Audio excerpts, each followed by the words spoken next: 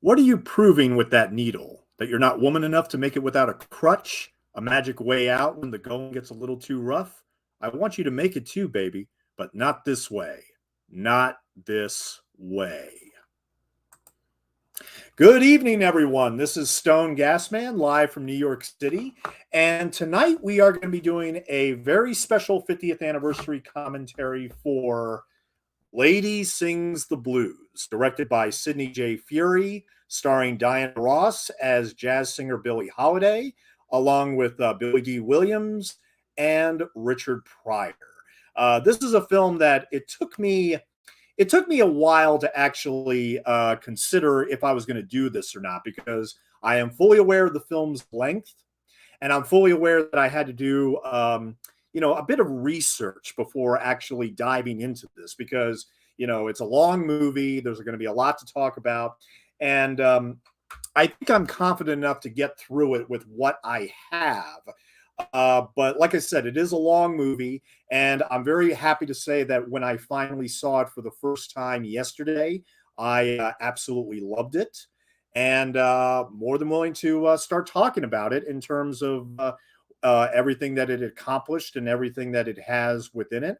And I think this is going to be a lot of fun. I'm really looking forward to this. So, at any rate, so this is going to be a very brief break from my horror film commentaries for the month.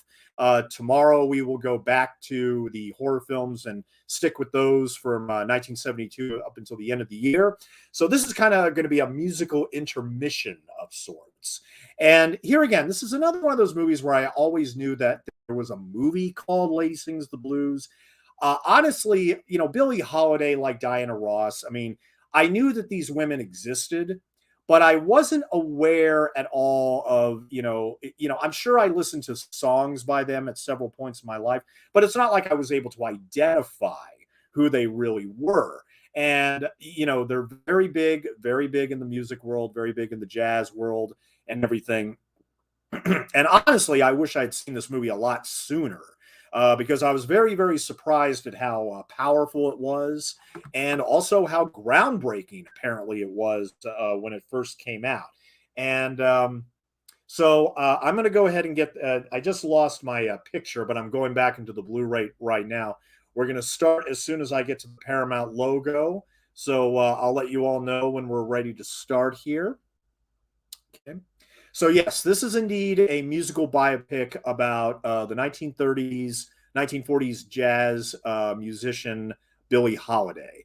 And I managed to read some of her biography. I managed to get a 50th anniversary copy of her book, which is also called Lady Sings the Blues. And we will go ahead and quote that as we go along. But what I will also be quoting tonight is, in fact, this brand new book about the director, Sidney J. Furie.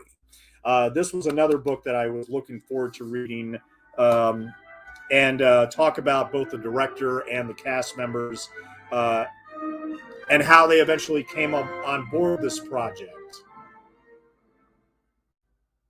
Okay. I had to pause the volume there for a minute. So just to let everybody know, this movie is 144 minutes. We're going to be finished at about 11:30 p.m. And I hope that you all love this movie as much as I do. So, okay, let's go ahead and press play here. Just 1 second. Don't press play. I mean, I just press play on the Blu-ray, but I'm not at the Paramount logo yet.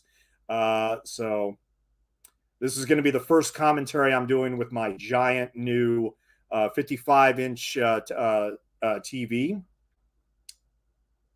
because sadly, Lady Sings the Blues is not available streaming, although I have provided a link to where you all view a copy online. Go ahead and go there. I am paused on the Paramount logo. And see, Rob Gasper, always lovely to see you, man. Hope you'll enjoy the movie we're about to watch tonight. So, at any rate, we are paused on the Paramount logo. Let's go ahead and get started. Actually, I'll leave this up for just a few more minutes to anybody else who might be coming in. But yeah, okay. So, on the count of 3, 2, 1, and play. And this is the Paramount logo, a very still Paramount logo. Usually, like the clouds are like moving in the background, but this is not the case here. New York City, 1936. This is where we are starting with the movie. Although we're going to go back in time a bit. This is a obviously a musical biopic, but it also has elements of drama and addiction and everything. And it's actually a more complex movie than I originally expected. But here, Diana Ross is Billie Holiday. Very controversial pick to play Billie Holiday at the time. And we will talk about how all these elements came together. Billy D. Williams as Louis Mackey. Richard Pryor, the late, great Richard Pryor as Piano Man.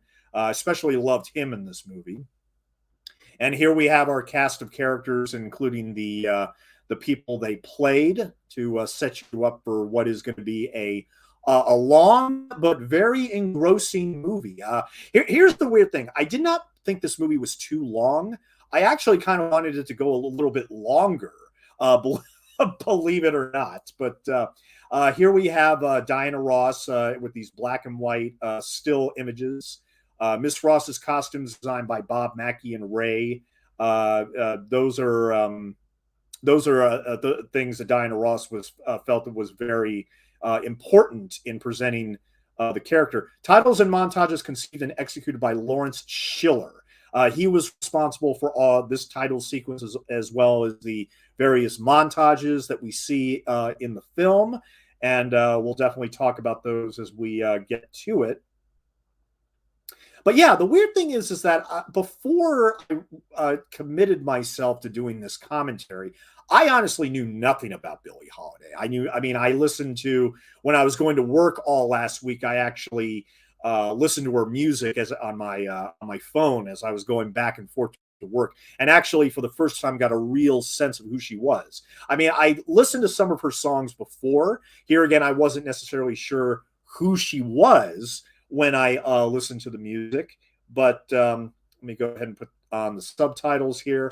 And directed by Sidney J. Furie. And we're going to talk a lot about Sidney J. Furie in this commentary, because the weird thing is that, and I'm sure he would be the first person to be disappointed in that, the movie I kind of grew up watching that his name was attached to is also the film that he's also the most embarrassed by, which is actually Superman 4, The Quest for Peace, which is the fourth in the original Christopher Reeve Superman films. But anyway, we'll talk about that a little bit later. But for now, here's Diana Ross in 1936. Obviously we're a little bit ahead in the story, and she's being literally thrown into a psych ward. And she's obviously dealing with a lot of issues right now. She's crying. Her hair is all, messed up to hell. And here, Diana Ross really, she said that she really went all out with this. In fact, when she hit that door, originally there was nothing outside the door to keep it open. In fact, you could see it open slightly ajar there. She actually went through the door there. And obviously she knew she had to deal with a woman that was very addicted to drugs, specifically heroin.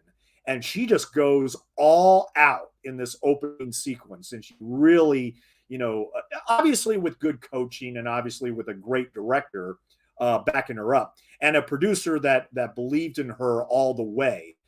This movie was executive produced by Barry Gordy, who actually, in many ways, Billie Holiday was his hero, and he wanted to make a movie that really honored her legacy and honored everything about her, because he actually met her once. And even though he could tell that she was quite high at the time, it was really a life-changing moment for him. And eventually, when he became the head of Motown and became this this huge thing and everything, he knew that if he was going to get in the film business, that he wanted to make a movie about Billie Holiday and make a movie that really honored her spirit, even if it wasn't 100% factually inaccurate. In fact, this has been a kind of a mild bone of contention to some critics when it comes to Lady Sings the Blues, in that this is not really a factually accurate biopic, but it still captures the power of who she was and her story, and it really does capture who she was in terms of her spirit and her and of course Diana Ross, who somebody I was very unfamiliar with before this movie, believe it or not. Here again, like Billie Holiday, I've heard a few of her songs, but hell, if I could have identified her if one of her songs actually came up. And like I said, this was this was really an eye-opening experience for me in terms of Diana Ross and her acting ability. Now, before I talk about how the only reason why I knew who Diana Ross was before I watched this movie, we do need to talk about some of the cast members here that are on screen, just real quick.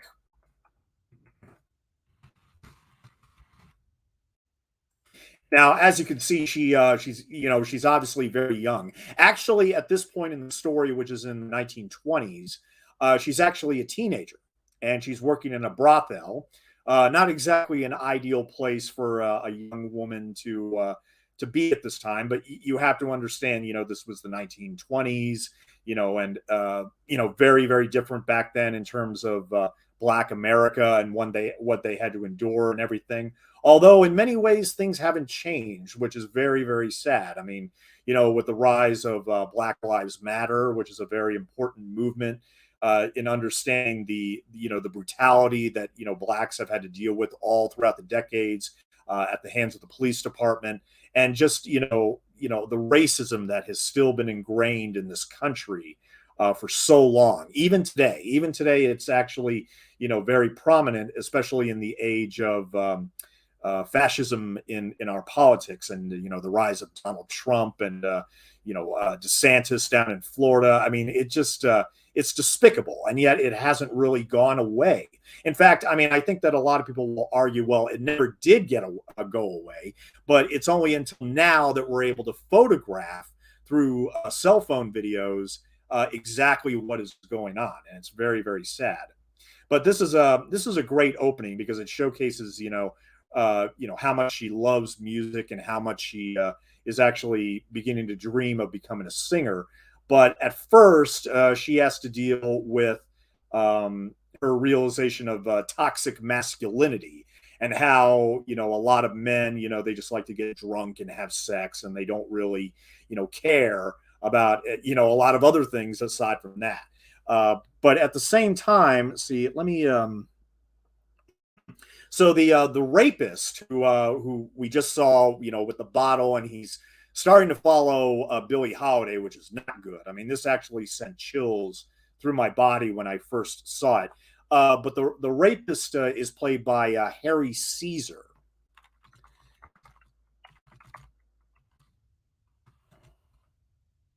Who is in fact a singer himself. He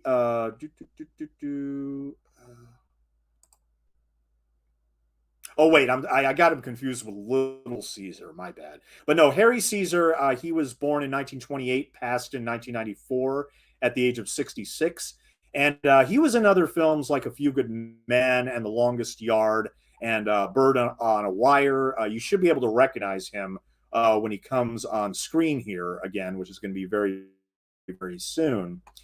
Before this movie, he was only in largely television shows, though. I mean, he was in Mannix, he was in Julia, Barefoot in the Park, based on the movie, Getting Together, and Room 222. And then this was really his first big film in Lady Sings the Blues. After this, he would be in The Longest Yard, the original one with Burt Reynolds. He actually did a couple episodes of Police Story. Reynolds also cast him in his directorial debut called The End, which was in 1978. And then in 1980, he did a lot of episodes of CBS Afternoon Playhouse, Cagney and Lacey, Hill Street Blues, that kind of thing. You should be able to recognize him when he comes back on the screen here. But so anyway, let me start off by saying, there was only one aspect of Diana, or one thing about Diana Ross that I knew long before coming on to this commentary. And it's because of Steve Martin that I know who Diana Ross is, which is really weird. But my favorite Steve Martin film happens to be this 1987 movie based on Cyrano de Bergerac called Roxanne, where he plays a fire chief with an oversized nose, and he falls in love with Daryl Hannah, who's an astronomer. And there's a great moment where, he realizes that Daryl Hannah is interested in somebody else, this very jockey type of guy who just arrived in town, all that. And so, he's now determined more than ever to cut his nose off. He has to cut his nose off in order if he ever will have a chance with Daryl Hannah or any other women for that matter. So he goes to the rhinoplasty. And, this has happened before. He talked to the guy in the rhinoplasty place and everything, and he just says, he just demands, I just want you to cut the thing off. I'm tired of having a special, unique nose. I want a cute little perky, little petite, little button nose. And he says, give me the American glory, Dave. And, Dave says, no, I can't do that. And of course, he threatens to cut it off the old fashioned way. And he finally says, I want to look like Diana Ross.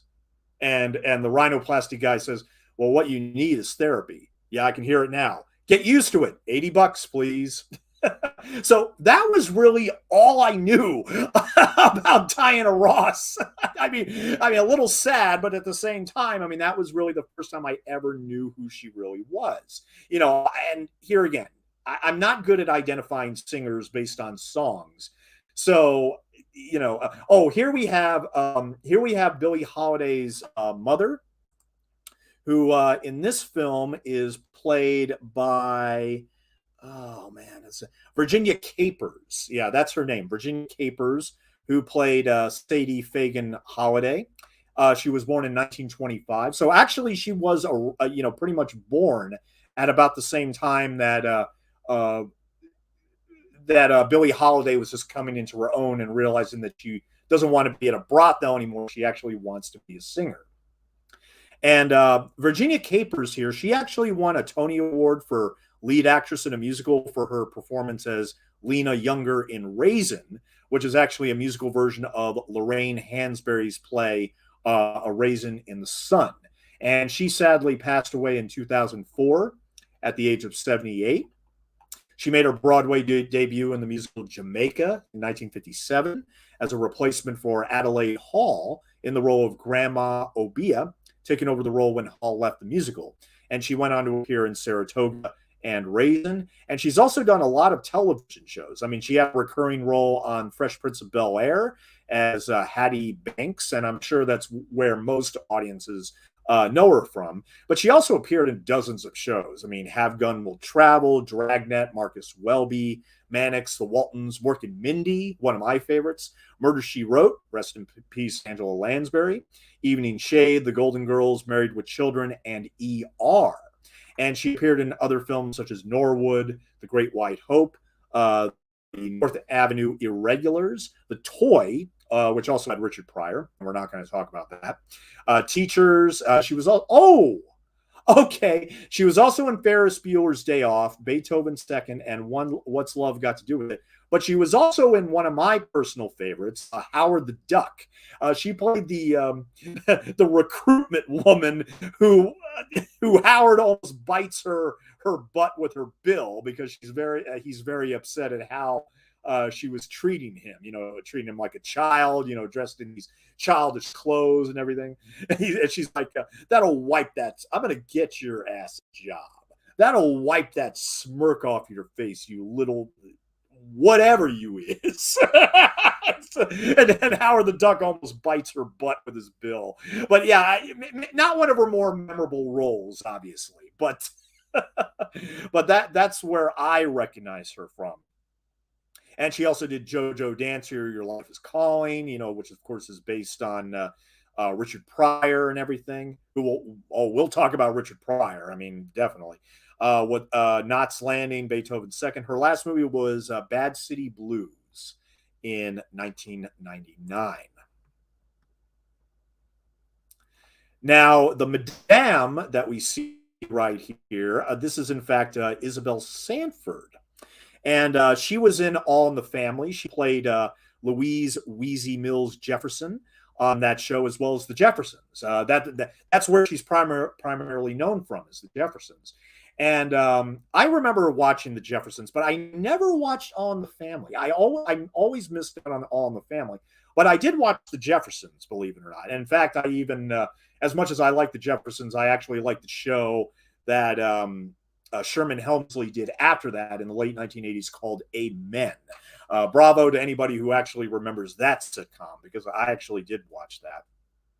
In 1981, Isabel Sanford became the second African-American actress to win a Primetime Emmy Award after Gail Fisher, and so far the only actress to win for Outstanding Lead Actress in a Comedy Series. Yep. And we're going to see her for maybe just a few more scenes here. Let me see. So she passed away in 2004 at the age of 86. She passed away the same year as Virginia Capers, who plays Billie Holiday's mother.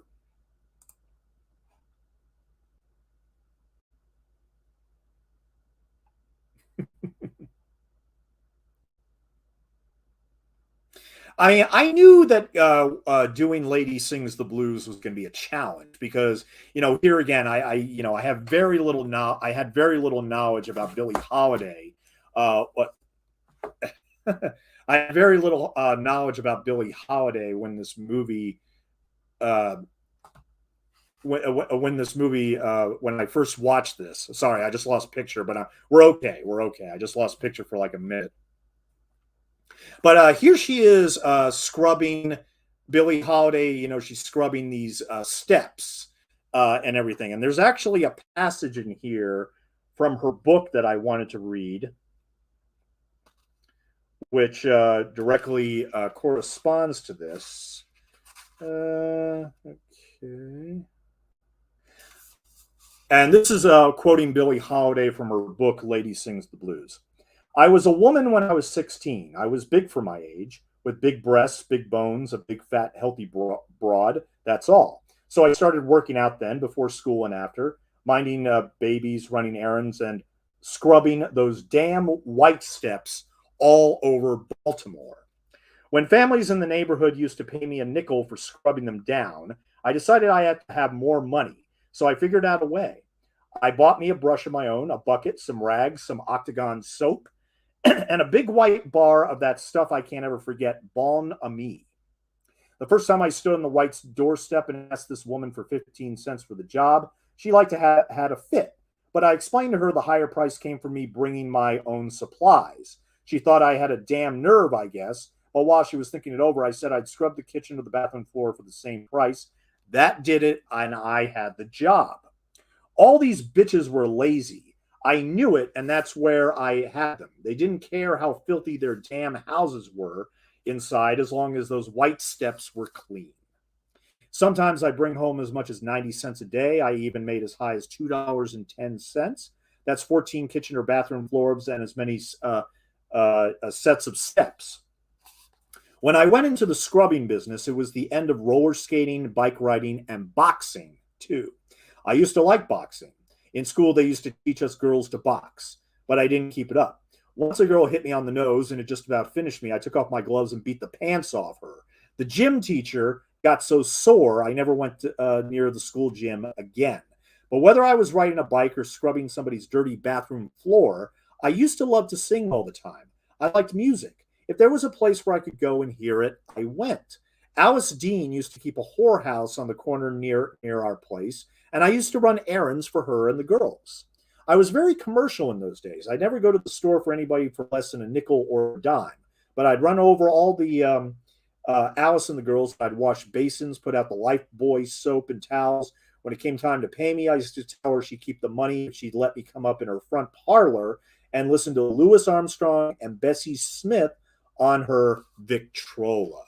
Now, here we have the arrival of the super cool and super awesome Billy D. Williams, who was dubbed the Black Clark Gable, actually, when he was cast in this role. Now, this is the moment where I fell in love with Diana Ross as an actress. I mean, look at this. You know, she sees Billy D. She slides down, you know, the side the wall, puts her hand under her chin, and just is you know obviously bowled over by this seriously handsome man that just came in, with the mustache and the white hat and everything, and literally that's what they dubbed him when they cast him. When Barry Gordy cast him, he is literally the Black Clark Gable, and that women are going to swoon over him like it's no tomorrow, and he was right. But the funny thing is that he was not the director's choice. Now, let's okay, so yeah, here she is, all she's done scrubbing white steps. I mean, she's just absolutely done with that.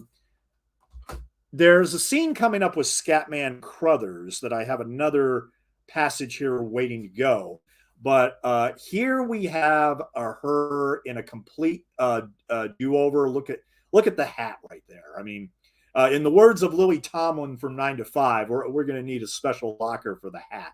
But it's just, she glows when she literally comes down those steps in this yellow dress and yellow hat.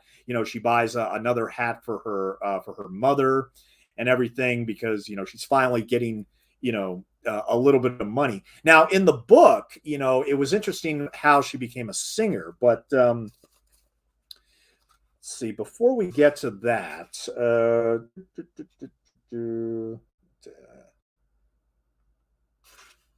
let's see, where's the passage on?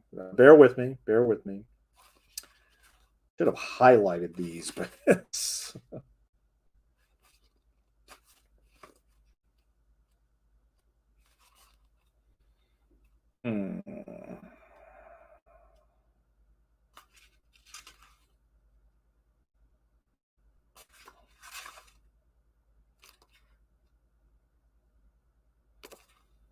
All right, here we go.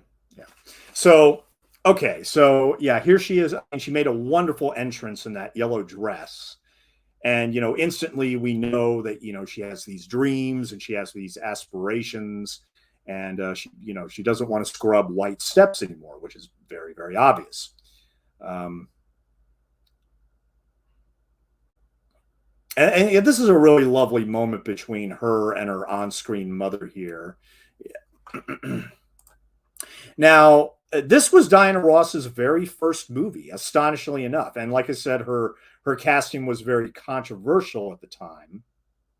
But as soon as the movie came out, everybody fell in love with her. I mean, everybody that doubted her, they vocalized and wrote retractions about how amazing she was. And I'm going to go out on a limb here, because I know that I hate it when everything has to be a competition, particularly when it comes to movies. This movie was nominated. Lady Sings the Blues was nominated for 5 Academy Awards, including Best Picture and Best Actress. Now, as many people know, the lady that actually won Best Actress this year was, in fact, Liza Minnelli for Cabaret, which I had done earlier in the year. By the halfway mark of Lady Sings the Blues, I was convinced that Diana Ross should have won. And part of the reason for that is, here again, not to take anything away from Liza Minnelli, but that movie was not centered around her character. That was centered around the Michael York character, who came to Paris, Berlin, right before the rise of the fascists and everything, right before the Nazis took over, and just everything went to hell at that point. Now, this actor right here, who Scatman Crothers. Oh man, it's funny. I mean, every time I think of the name Scatman, I think of that that British singer. I'm calling out the Scatman, and we're not going to go any further with that. But you know who I'm talking about, I'm sure. But Scatman Crothers is probably best known from The Shining. But the movie that I grew up watching Scatman Crothers in was actually a Disney movie from 1985 called The Journey of Natty Gann, where he played, basically a vendor in the beginning of the movie who gives Natty Gann some advice before she travels cross country to try to look for her father, who she was separated from. And his speech about when you're riding the rails, man, you don't want to ride the rails because I mean, uh, uh, because I mean, like you could lose your legs if you jump on the train like that. I mean, you'll just get messed up out there if you don't know what you're doing. And a great actor Scatman was. Unfortunately, he only has a very small role here as Big Ben. And but but in the book, I think that he's supposed to be a representation of this other guy named Big Blue. Um, Then one day at Florence's place, a big Negro had come in and insisted on having nobody but me. Now, I love this moment. His name, he said his name is Big Ben. That was the moment I fell in love with Diana Ross as an actress. That was the moment right there when she said, I'm done with all this. I'm done with, the scrubbing and the working in the brothel and all that. I'm out. I'm done. And that's exactly what she does right here. But yeah, in the book, I think that Big Ben is supposed to be a representation of this guy named Big Blue. Yeah. He gave me $50. He should have. It was a small price to pay for nearly killing me. I was out of commission for 4 days and I couldn't even put 2 feet on the floor. Mom came to see me during that time and found me sick in bed. I was so sick I didn't care if I went until I saw the letters on the cap of the cat who came with the ambulance card. I had heard about the hospital he came from. Girls I knew went there with pneumonia and came out without any ovaries. So I sat right up and sent the ambulance away, crawled to the bathroom, had nothing to eat later, and I was all right. No wonder I was scared to death of sex. And no wonder I did what I did when a Negro cat came around by the name of Big Blue Rayner. He was with Bub Hewlett, who was running Harlem in those days. Both of them are dead now. I went to jail for refusing to go to bed with Blue. So she actually went to, Billie Holiday actually went to prison. I tried to tell him it wasn't anything personal. I just wasn't going to bed with any more Negroes. With my regular white customers, it was a cinch. They had wives and kids to go home to. When they came home to see me, it was wang, bang, and they gave me the money and they were gone. I made all the loot I needed. But Negroes would keep you up all night, all the damn night, handing you that stuff about is it good, baby, and don't you want to be my old lady? Talk about women getting salty when they get scorned. You should have seen Big Blue.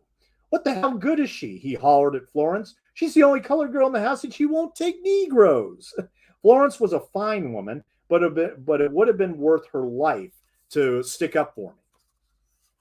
Now, this is great. Diana Ross is really, really going all out here with the dancing and everything. And we're about to hear her sing for the first time here in a little bit. But as you will see, there's a gentleman back in the corner there playing the piano. And this is one of my favorite character reveals in any movie. I mean, and you can see he's turning his head. That is, in fact, the late, great Richard Pryor. And I love this. I mean, we don't really see him because our attention is focused on all the women dancing, obviously. But this is a great reveal that Sidney J. Furie does. She backs away. She goes to the wall near the piano, and here we realize here is Richard Pryor in all his glory. 1972. He was actually in a kind of a low point at this time in his career. Let's see, just 1 second. And Richard Pryor, and he has no character name in this movie. He's just known as simply Piano Man. But as a lot of people know, he was born in 1940, and of course, he was he reached a broad audience with his trenchant observations and storytelling, widely regarded as one of the greatest and most influential stand-up comedians of all time. And he opened up many doors, for the Wayans brothers, for Dave Chappelle, you name it. He opened so many doors for black comedians. And his body of work includes concert films and recordings such as Richard Pryor Live and Smokin', which came out only 1 year before Lady Sings the Blues. It was only an hour long. It was filmed in New York City in early January of 71, and it's his earliest stand-up comedy act to be filmed of the 4 that were released. It was his first stand-up act before he reached the mainstream audience, and it's also the shortest of his routines, but definitely worth checking out, as well as his other concert films, which include Here and Now and Live on Sunset Strip. Pryor signed with the comedy-oriented independent record label Laugh Records in 1970, and in 1971 recorded his second album, Craps, After Hours. 2 years later, the relatively unknown comedian appeared in the documentary Watt Stacks in 1972, which wasn't released until 73, actually, but it was a benefit concert to commemorate the 7th anniversary of the 1965 riots in Watts, Los Angeles, wherein he riffed on the tragicomic absurdities of race relation in Watts and the nation. Not long after, he sought a deal with a larger label, and he signed with Stax Records in 1973. But this is a film that really showcased his dramatic talent. He doesn't play this role for laughs. He is not playing this role for laughs at all. As a matter of fact, I mean, that's what I'm saying. Aside from the 1978 movie Blue Collar, which is highly regarded as one of his best films because of his performance. Honestly, I think he was so good here, and that I would have nominated him for Best Supporting Actor and even voted for him. I mean, Richard Pryor is amazing in this movie, and he, of course, at this time he was only known as a comedian, and he was struggling a little bit, until he got signed with these major record labels. But here he's just on fire the whole time. He is such a delight to watch. But here again, he is not in funny man mode. He is playing a full-blown dramatic role, and like I said, only known as Piano Man.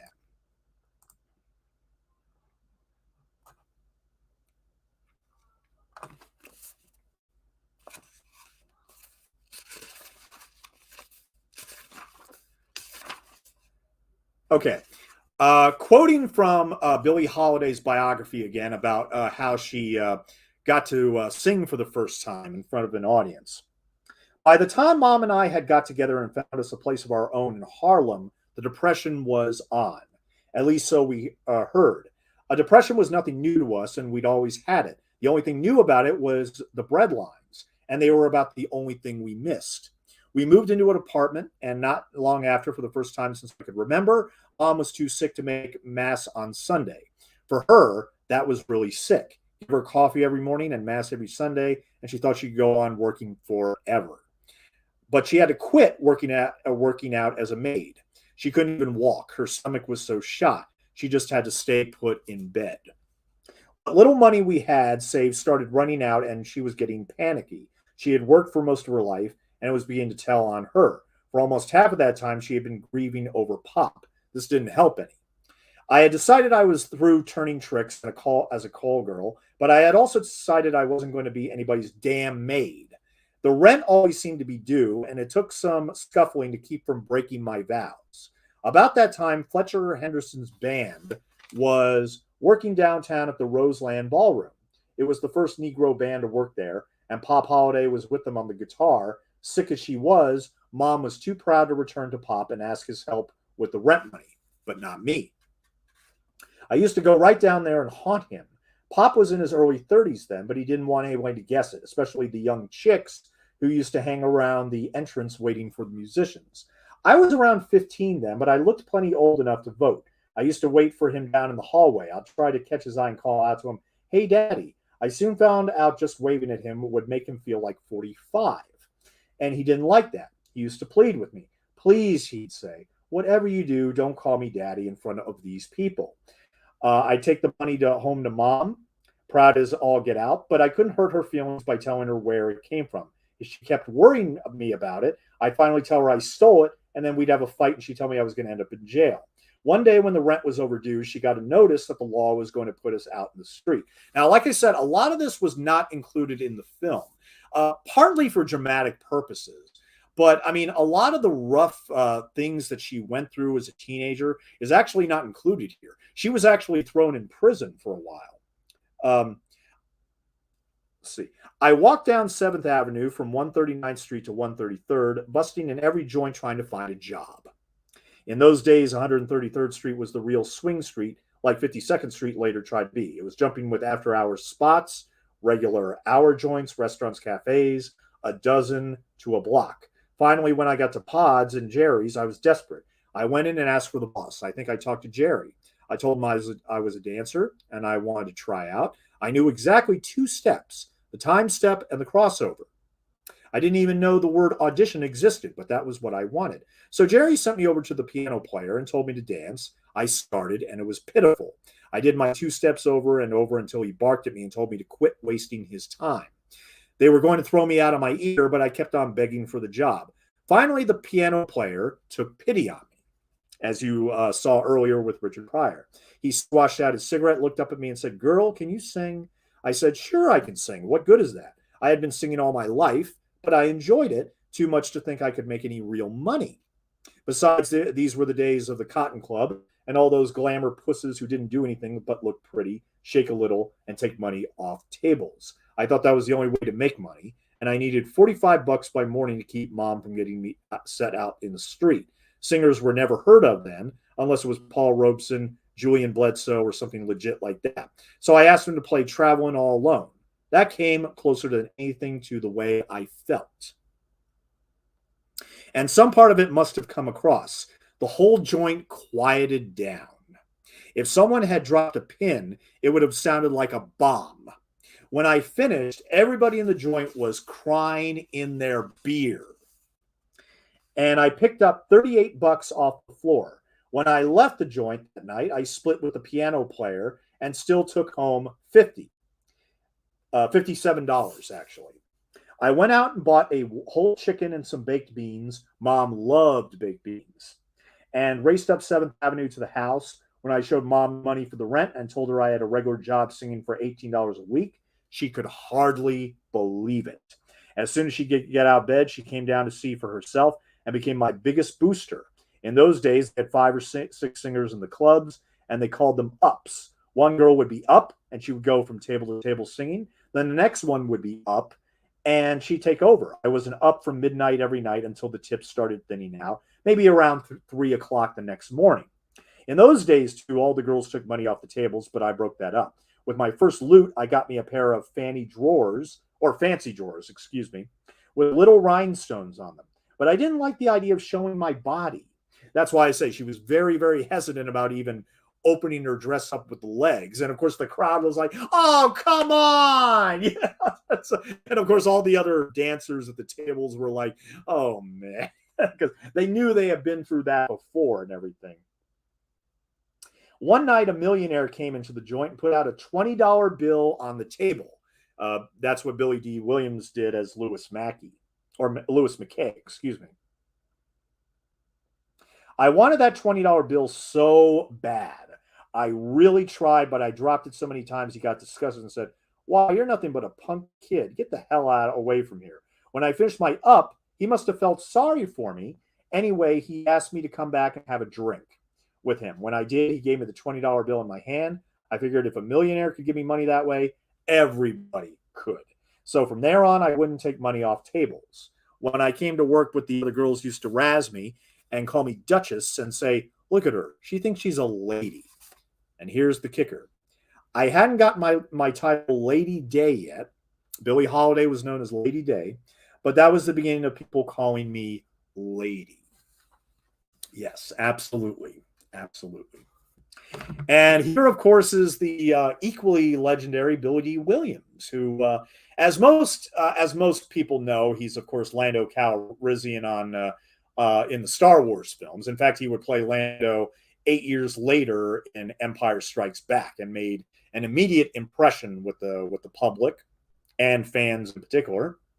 And when Diana Ross met Billy D. Williams, they got along like a house on fire. As a matter of fact, according to director Sidney J. Furie and producer Bernie Bernie Gordy.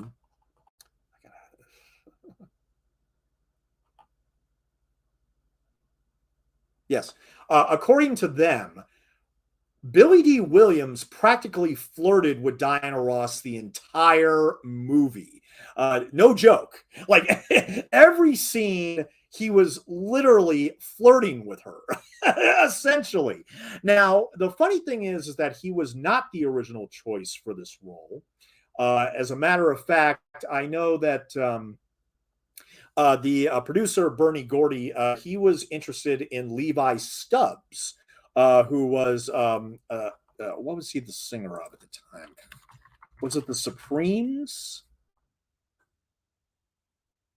No, the Four Tops. My bad. He was the lead vocalist of the R&B group the Four Tops, and he passed away in 2008. But yeah, Levi Stubbs was the producer's original choice for the role. And of course, later on, I think that most audiences would recognize Levi Stubbs now as the voice of Audrey 2 in the musical Little Shop of Horrors in the 1986 movie version. But it basically came down to between two people, and they tell this story on the commentary, and Sidney J. Furie also recounts the story in his book.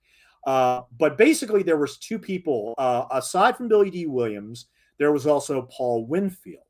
Now, later on in December, we're going to be doing a commentary on another Best Picture winner from 1972 called Sounder, which he had with Cicely Tyson, which was based on a Newbery Award-winning book.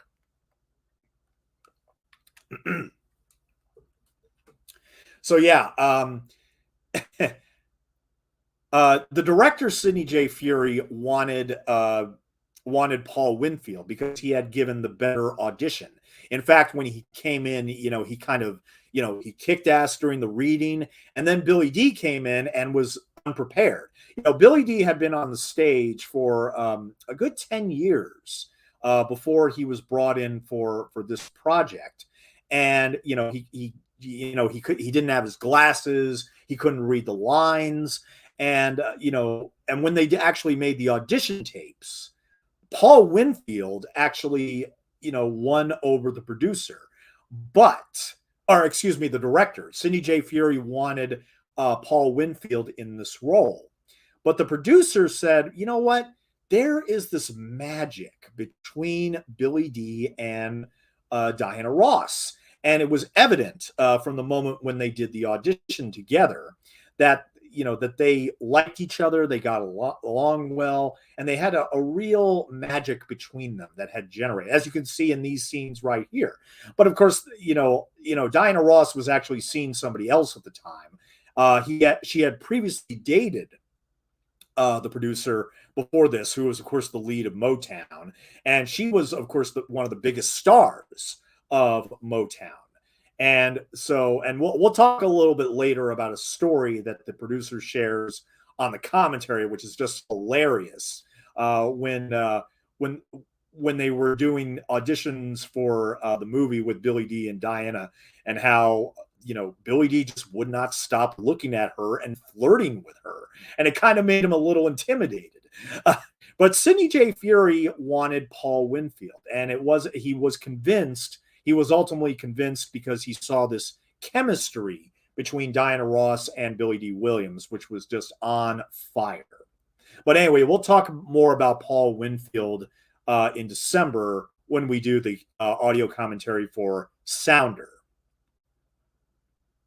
But yeah, they work so well together on screen. This was a match made in heaven, I do believe, a perfect match made in heaven. I've only seen one other film with Billy D. Williams in, unfortunately, and that's the 1975 film Friday Foster, which actually starred Pam Grier in the role. But Billy D. Williams is, of course, still with us. He's 85 years old.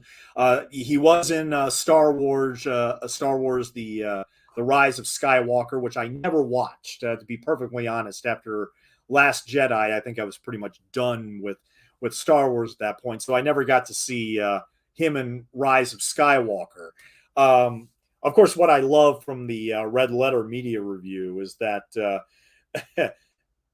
you know, he knew that Billy D. Williams was in the movie because he saw him in the trailer in the Millennium Falcon and all that.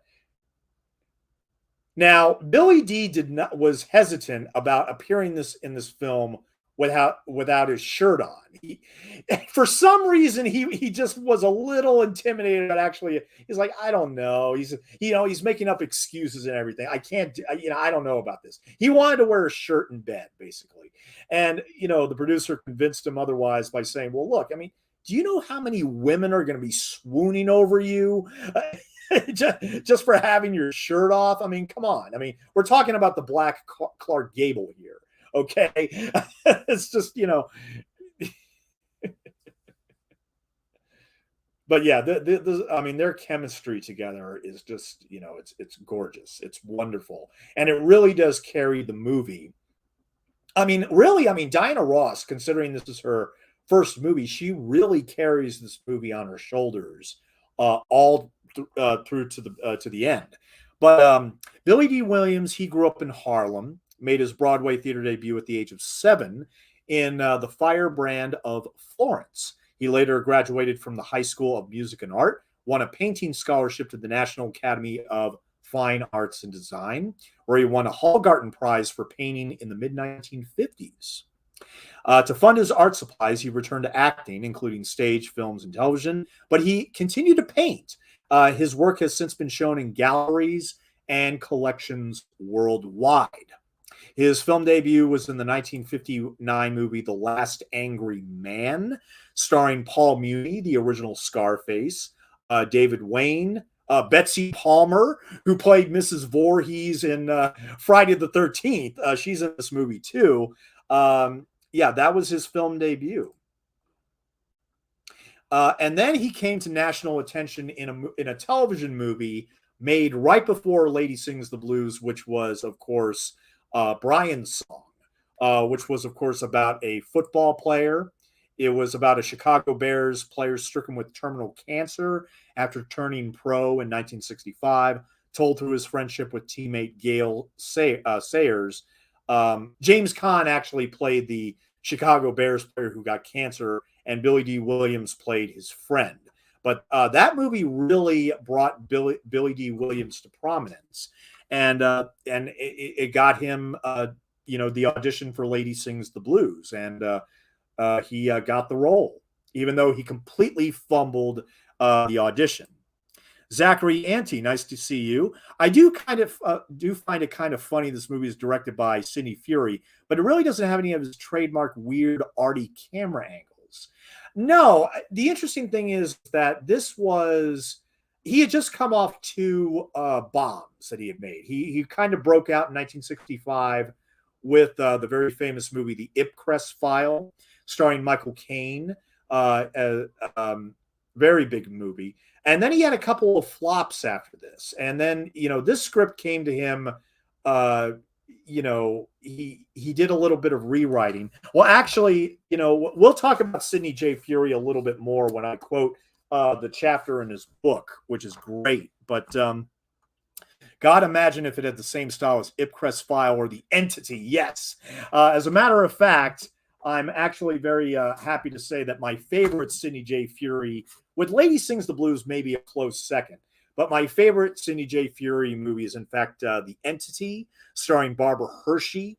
And I'll tell you guys right now, Martin Scorsese has this as number 4 on his scary movie list, eclipsing even The Shining, Psycho, and The Exorcist. And if you ask me, I think this movie is actually scarier than all 3 of those combined. But we can talk about that movie a little bit later. I do love John Alonzo's look for this movie, but I still think his best work is in Chinatown. Yeah, I agree with that. This is a great John Alonzo shot the movie. We'll talk about him a little later too. I learned last year is the Bond producers originally wanted Ross for the Jane Seymour character in Live and Let Die, but didn't do it so they could show the movie in places like South Africa. That is funny that you brought that up, because I kind of wish the lead Bond girl in Live and Let Die was black, and I thought, well, Pam Grier. Can you imagine what Live and Let Die would have been like if Pam Grier played the Jane Seymour role? I think that would have been incredible. I don't think the producers were quite ready for that, though. I don't think they were quite ready. I mean, granted, we had Gloria Hendry. We did have Gloria Hendry in that movie, and she was, really good looking. But I just wish Pam Grier, man. Pam Grier would have, as Solitaire, that I think that would have made the movie even better. I really do believe that, and I like Live and Let Die, but yeah. And anyway, okay, what's next? Okay, see that I think is this Paul Hampton right here or no? Okay, I think these two gentlemen right here are the Hanley brothers. Yeah, James T. Callahan right here on the right. He appeared in more than 120 films. Best known for his portrayal of Walter Powell on the syndicated sitcom Charles in Charge, which ran from 1987 to 1990. He also played a doomed soldier and journalist in the MASH episode Sometimes You Hear the Bullet. He also had recurring roles in three 1960 series, Wendy and Me with George Burns, Lieutenant O'Connell in Convoy, and the governor's press secretary in The Governor and JJ, which starred Dan Daly and Julie Summers. He also portrayed a small role in Barnaby Jones in an episode entitled Counterfall. And he passed away in 2007. But yeah, here he is with the other brother here. These are the Hanley brothers, and the other brother here is Paul Hampton, who right here on the right with the bow tie. He is still with us. He's 85 years old now, born in 1937. He is listed as one of the 100 major architects of American rock and roll in the British rock journal Foot Soldiers and Kings. He was a sophomore at Dartmouth College. He was signed to Columbia Records and Columbia Pictures at the time to write music with Hal David and Burt Bacharach, of all people. In 1960, with Bacharach, he co-composed and performed the stage death disc 2 Hour Honeymoon. After his initial outing, he co-wrote hits for Don Gibson, Gene Pitney, Johnny Tillotson, and hits for overseas artists. He also wrote the theme for My Mother the Car and sang it under the group Albuquerque. He made 2 albums, Beautiful Beginnings and Rest Home for Children. Some of his songs have been recorded by Sammy Davis Jr., Bette Midler, Eddie Arnold, Tom Jones, Merle Haggard, Ricky Nelson, Elvis Presley, Gene Pitney, and Johnny Cash. His film career began in 1958, starring in Senior Prom. Many television appearances ensued as New Phil Silver Show, Doris Day, Smothers Brothers Comedy Hour, McCloud, Ironside, Combat. In 2008, he won the Tony Award-winning actress and singer Idina Menzel recorded Hampton's song Hope for the Major League Baseball Stand Up to Cancer charitable program. He is the ASCAP Award-winning songwriter for Sea of Heartbreak, used in the soundtrack for the films The Butcher Boy, Perfect World, Heartbreak Ridge, and Clay Pigeons. In 2010, singer Roseanne Cash covered the song in a duo with Bruce Springsteen, which received a Grammy nomination and was promoted as the single from her album, The List. Now, unfortunately, in this movie, he kind of plays a real, you don't like him because, unfortunately, he supplies Billie Holiday with drugs, specifically heroin. And when she got off the bus, that was the first time that we realized, oh, no. She's on something. She's incredibly high, and it's all because of that. It's all because of Harry Hanley right there on the right, while Reg Hanley just kind of like, oh no, what's wrong? Exactly. Now, all these gentlemen on the bus here, these are actually all real musicians. Now, the idea was, well, the producer thought, well, you know what? If these were actually actors, they don't get the idea of being on a bus traveling cross country for tours.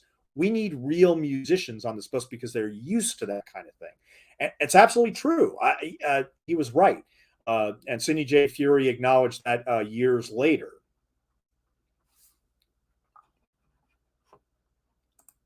The thing I love about 70 movies is how a lot were arty and experimental, but still told a comprehensive story. Yes. I wish there were more movies besides indies these days like that. But even with a lot of arty indie movies now, they don't tell that good story, it seems like. Yes. The filmmakers just want to make pretty pictures. That's very true. Yeah, I agree with that. Okay. So let's go ahead and talk about Sidney J. Furie. And there's actually a whole chapter devoted to Lady Sings the Blues. I'm not going to read the entire chapter. And of course, I will take breaks to talk about what's going on screen here. But I think this whole chapter, which is here right in this book, Sidney J. Furie, Life and Films. And this is the chapter right here. Chapter 7, Idol Worship in Jazz, Lady Sings the Blues. Yes. Okay.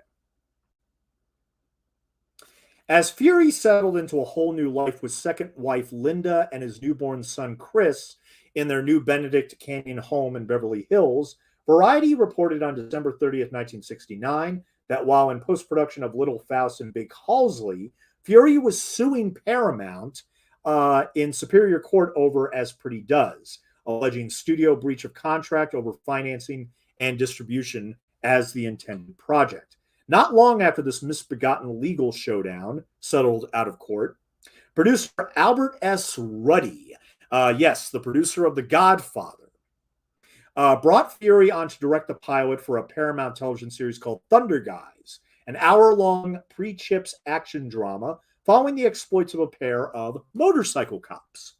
The pilot, which started shooting on November 16th, 1970, brought Furie and his casting crew to California's Redwood Forest. This pilot definitively returned Furie to the heavy visual style of his Wild Angles trilogy, The Ipcress File, The Appaloosa, and The Naked Runner. He really went to town with the camera work on Thunder Guys. On that show, he put the camera in places that I never thought it was possible to put a camera. Gary Fredrickson reprised his role as associate producer from Little Faust and Big Halsey on the ill-fated television pilot, saying of the experience, quote, "We went to New York to show ABC the pilot, and they were absolutely wild about it at the time. We thought we were onto something, but then they never aired it and called it too avant-garde for television. Then years later, they came out with Chips, which was just a big rip-off of our show without the style to sell it." Shortly thereafter, Robert Evans and Paramount Pictures gifted Ruddy with The Godfather to produce. Names like Arthur Penn, Costa Gavras, Elia Kazan, and Richard Brooks were immediately floated as possible directors. I got the movie because at a certain point, a lot of people at Paramount didn't even want to make it at all, claims producer Albert Ruddy. And the only reason they did make it was because the book never went off the bestseller list.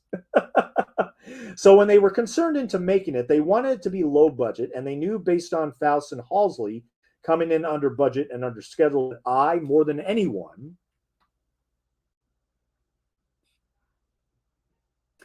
could do it as a quality low-budget movie. In other words, they weren't going to have some crazy runaway budget on their hands with me as the producer. Ruddy recounts how, quote, "the gang was threatening to shoot Bob Evans," unquote, and how there was such an enormous effect made to stop the movie. I was fired, and then I was hired again. There was so much pressure put on New York for the Italian thing, but I told them that I really badly wanted to sign it with Sidney J. Furie. I told Bob Evans, "You kidding? Sidney Furie and I would knock the shit out of this thing." So Sidney was absolutely my first choice to direct. No question. No question.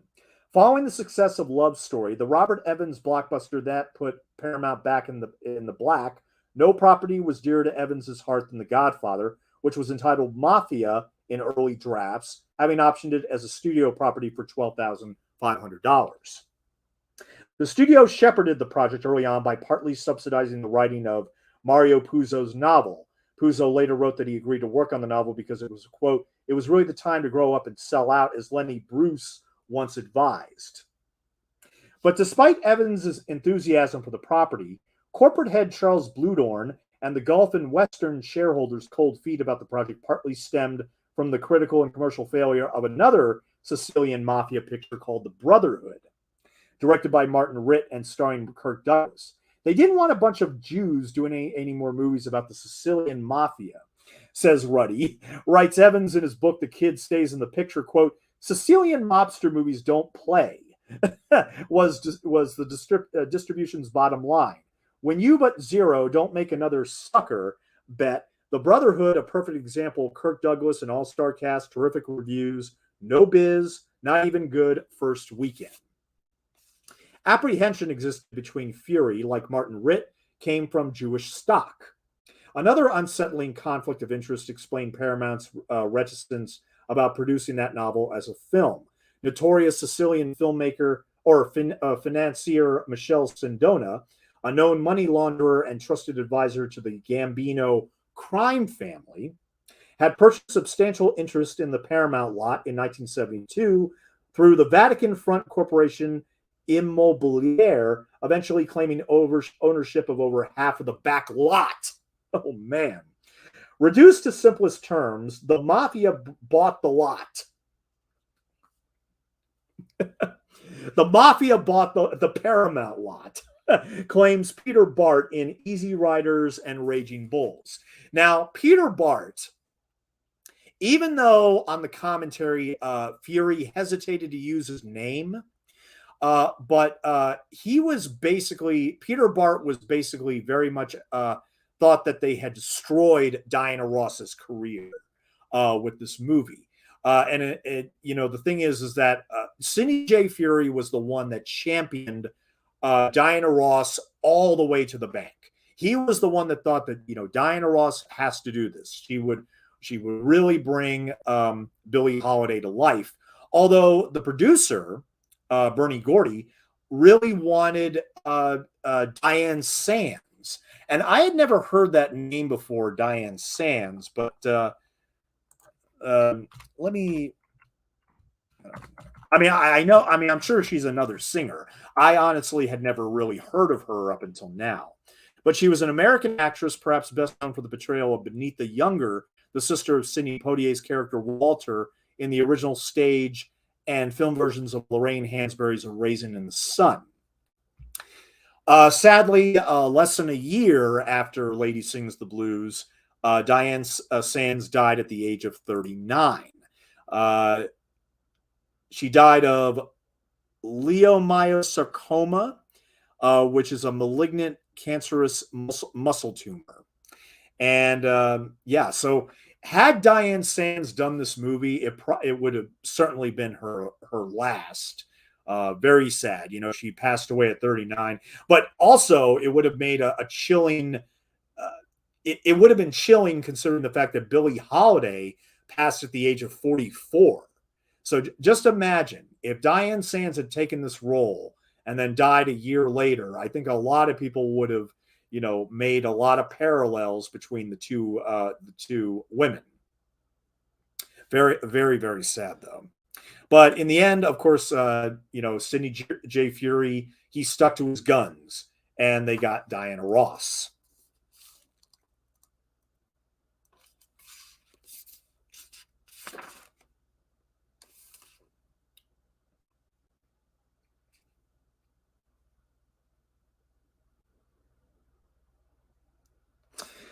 So that's the reason why Francis Ford Coppola got the Godfather instead of Sidney J. Furie is because they were very, very hard up on that Italian flavor. They really wanted somebody who knows about Italians to really direct it. So Sidney J. Furie just did not get the job. Ruddy was really disappointed when he couldn't get Sidney to direct because he wanted him badly for The Godfather. Associate producer Gary Fredrickson said. Al Pacino lobbied for him hard. Or no, not Al Pacino, Albert S. Ruddy. Excuse me.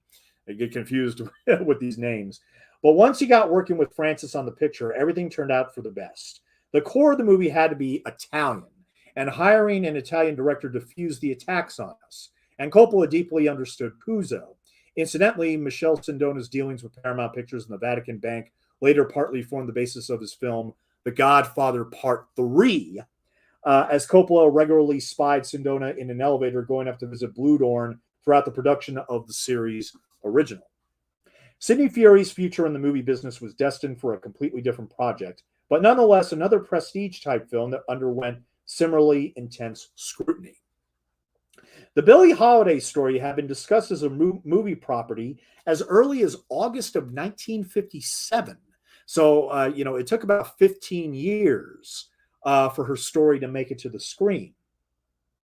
When Lester Cowan optioned the William Duffy 1956 oral history Lady Sings the Blues, published 3 years after Holiday's passing, as a United Artists project for Dorothy Dandridge and director Anthony Mann. The deal fizzled, and in 1960, producer Albert Zugsmith bought the option, ultimately failing to take it beyond the development stage. After Ossie Davis announced plans to produce the story in 1965, the project was mined again in 68, this time as a prospective project for Diana Sands, who I mentioned earlier, at a time when the film world saw a preponderance of successful musical biopics produced by major studios in America and Great Britain. That year alone, Ray Stark produced William Wyler's Fanny Bryce, musical biopic Funny Girl for Columbia. 20th Century Fox produced Robert Wise's Gertrude Lawrence musical biopic Star, and producers Robert and Raymond Hakem produced Carol Rice's Isadora Duncan biopic Isadora for Universal United Kingdom.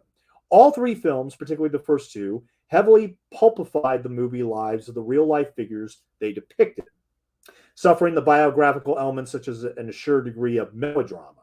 All three films, however, earned Academy Award recognition, even when Star and Isadora failed to prove financially advantageous. The demand for the Billie Holiday story logically increased in November of 1968. It was reported in various news outlets that producer David Suskind was engaged in a haggling match over rights to the Billie Holiday story with Joe Glazer's Associated Book Corps, which repped the Holiday estate. Still, nothing had materialized. Now, this is a very long scene between Diana Ross with Billy D. Williams. A lot of times on this film, Sidney J. Furie just felt the need to let the camera roll and actually absorb what the actors were doing in every scene. There was actually a lot of improvisation during the production on the parts of Pryor, Ross, and Williams.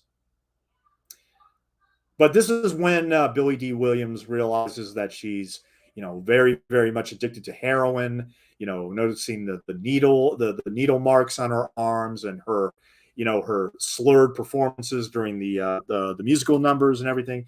He knew at this time that she really was going on a spiral to oblivion.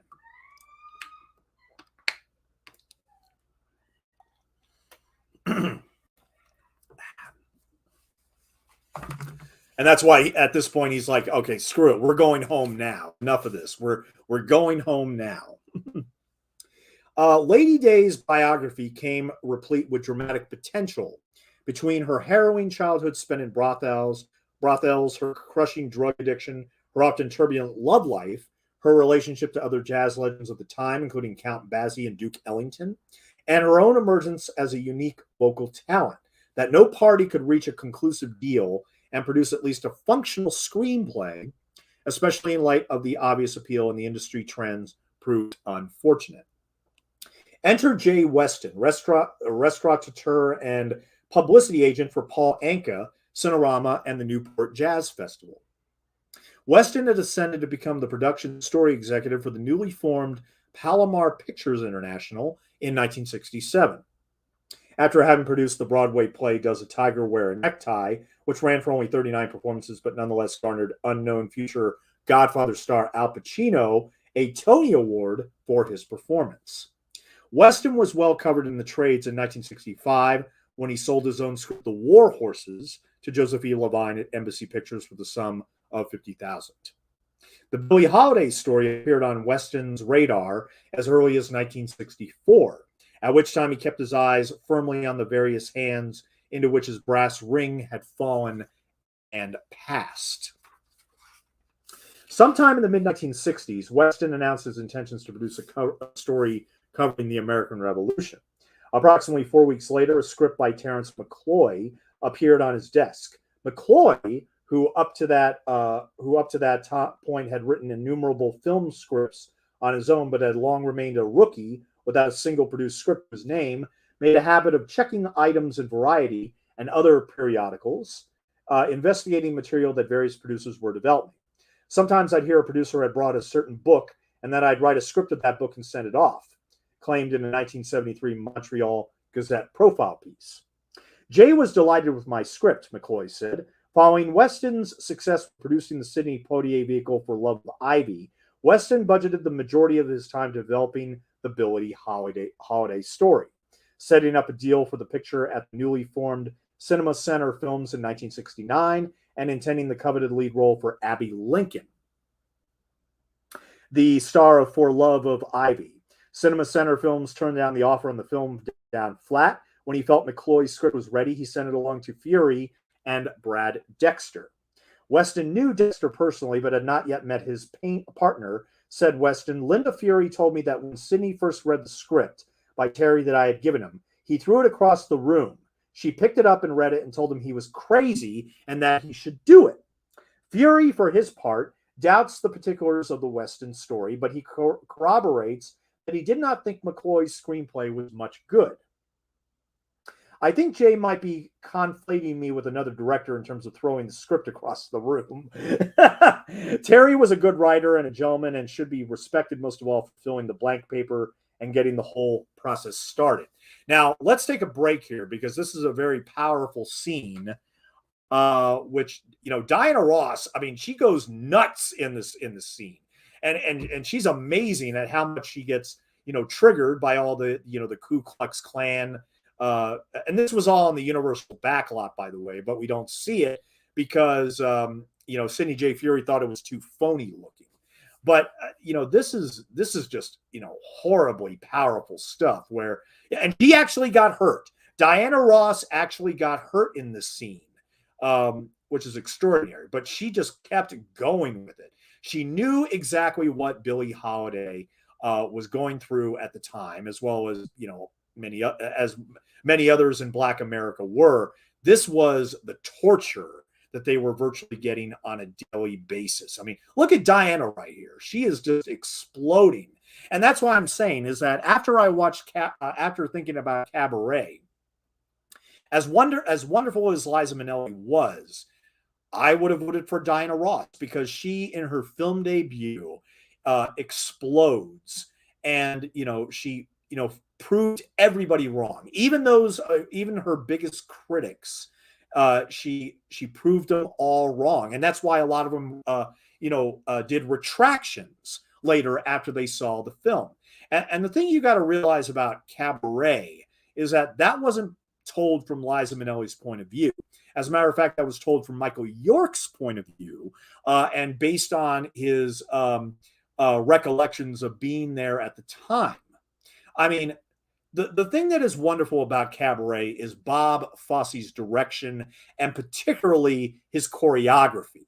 Okay, the reason why Cabaret is a great film is because of those musical numbers, and all the stage material at the Kit Kat Club in Germany. Diana Ross for 144 minutes carries this movie single-handedly on her shoulders. And this is, it's an ideal woman's role if there ever was one. And that's what I'm saying is that Hollywood just wasn't ready. Sidney J. Furie did say on the commentary, Hollywood was just not ready to give an Oscar to a Black woman, which is very, very sad. Now, I mean, you got to understand is that in 1971 and 1972, we had, Black films, but they were also exploitation films, Black exploitation. And I have them all on Blu-ray, and I didn't dig them out for this commentary. But yeah, Sweet Sweetback's Badass Song, written and directed by Melvin Van Peebles, just kicked off that entire movement. And then we had Shaft, and then we had Superfly. And I was going to do a commentary on Superfly early this year, but then my TV died. I promise I'm going to get back to Superfly later in the year, along with Shaft's big score. But yeah, this is just amazing, amazing work by Diana Ross. I mean, that's what I'm saying. I fell in love with her as soon as I saw her slide down the wall when she noticed Billy D. Williams for the first time. And she is just incredible in this movie. I mean, speechless. I mean, is a word I would definitely bring up. She is absolutely, I mean, words fail, I think. She is that good. And I do think that she should have gotten the Oscar, although she did get a Golden Globe Award for New Star of the Year. And here's another example of, the racism at the time where, she's expected to do this little ditty on a radio show, and, sell soap and everything. That's the sponsor and all that. And, they just completely ignore her. They don't say her name at all. And she doesn't do this, and it's heartbreaking. It's absolutely heartbreaking because we know how well she can sing at this point, and she's already toured already half the country. So, and yeah, there's her mother, and there's Richard Pryor again, who was off screen for a while, and just every scene with Richard Pryor is just gold. I mean, I love Diana Ross and I love Richard Pryor in this movie so much that I would have voted for them if I was on the Academy. Absolutely.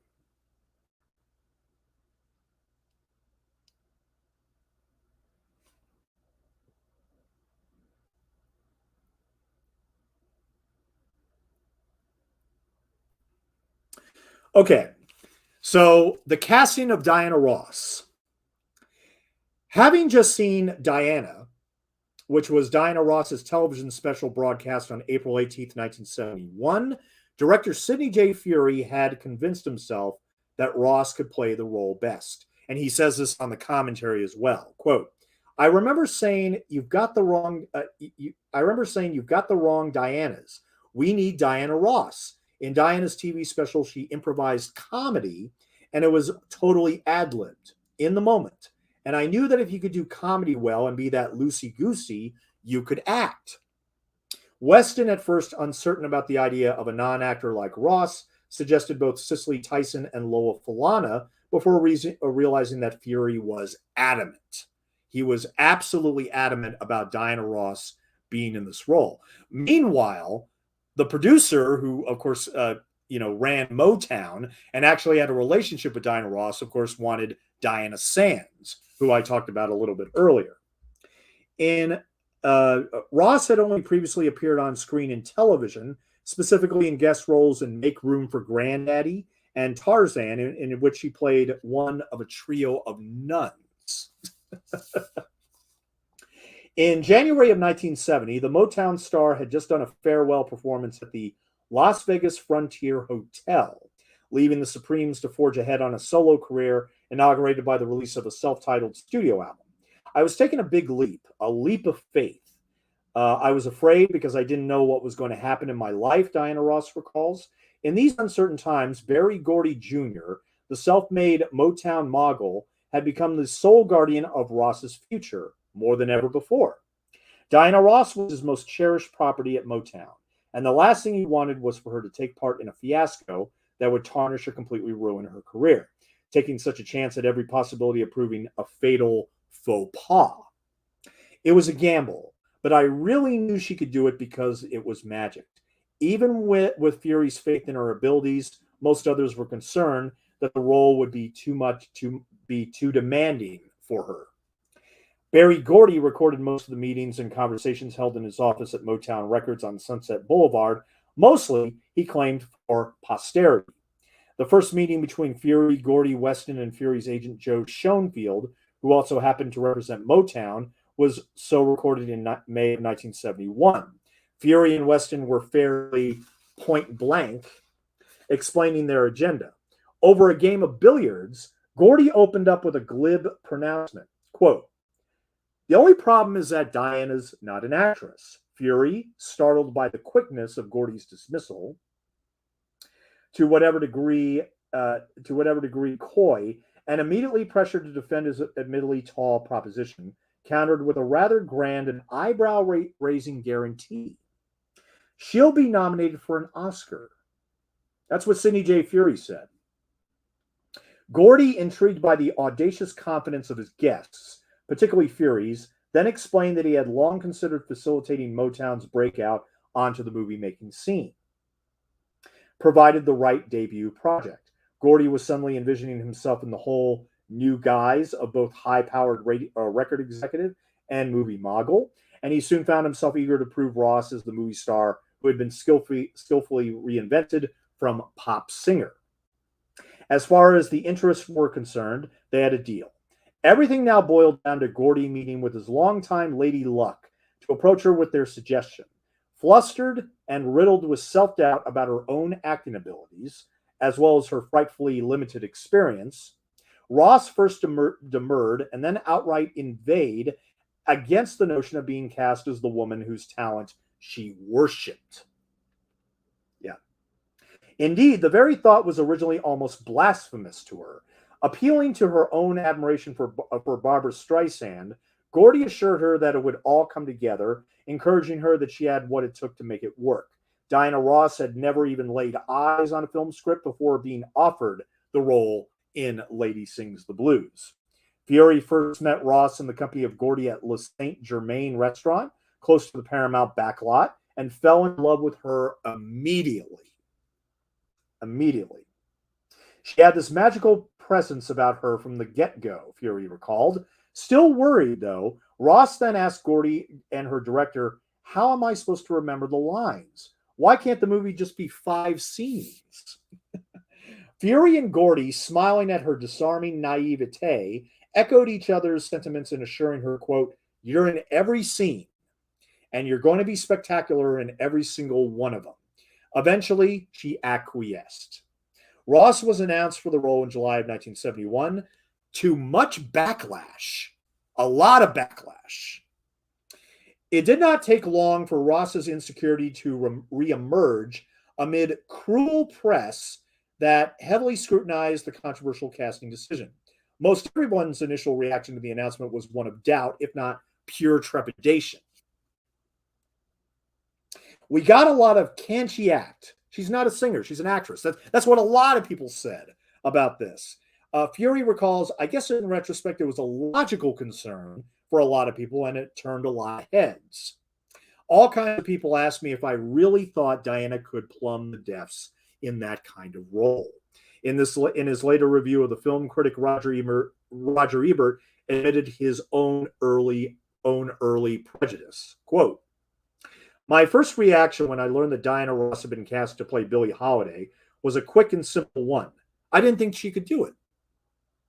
Other reactions were decidedly more vehement, including that of Louis McKay, one of Billie Holiday's husbands. McKay was the only husband depicted in the final movie, but in June 1971, he fired a warning shot, stating, "You guys better not make a movie about my wife using that singer girlfriend of Berry Gordy's." Ooh.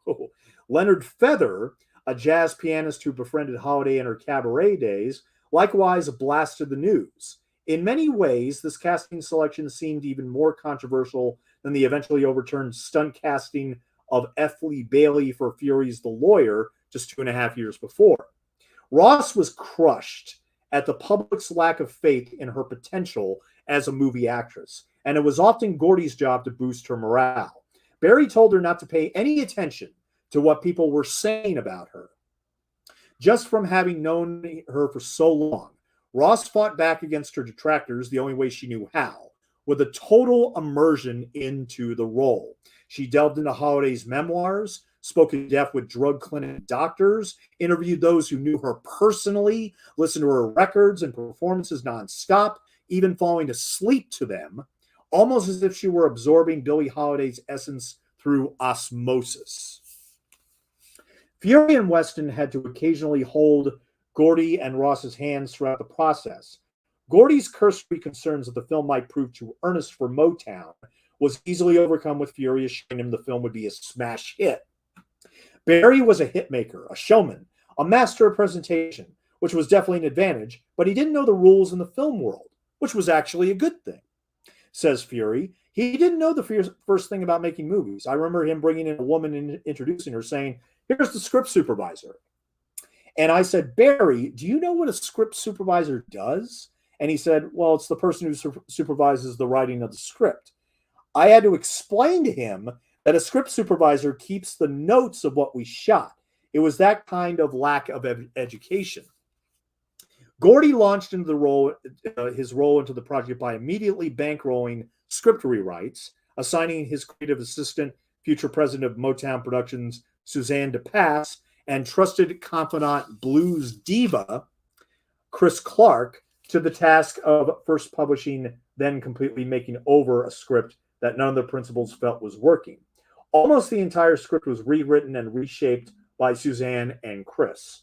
Says Jay Weston, I don't know what there were more than the couple of lines left from Terry McCloy's original. Furie rewrote a lot of the screenplay himself. At Gordy's request, writers combined Billie Holiday's three great romances into one central romance. They do that in a lot of movies, especially with romantic partners and spouses and everything. They would combine all of them into like one role. Perfect example of that is like in People versus Larry Flint. Larry Flint had three lawyers, but in fact, they combined all three lawyers into one, which was his actual last lawyer, Alan Isaacman. So they do that a lot of times when it comes to films.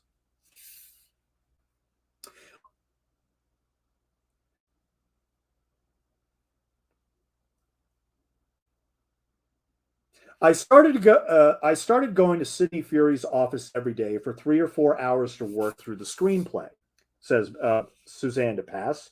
We discussed how we found it very difficult with a biopic of a real human being, much less with music, to tell that life in anything that resembles totality of that life.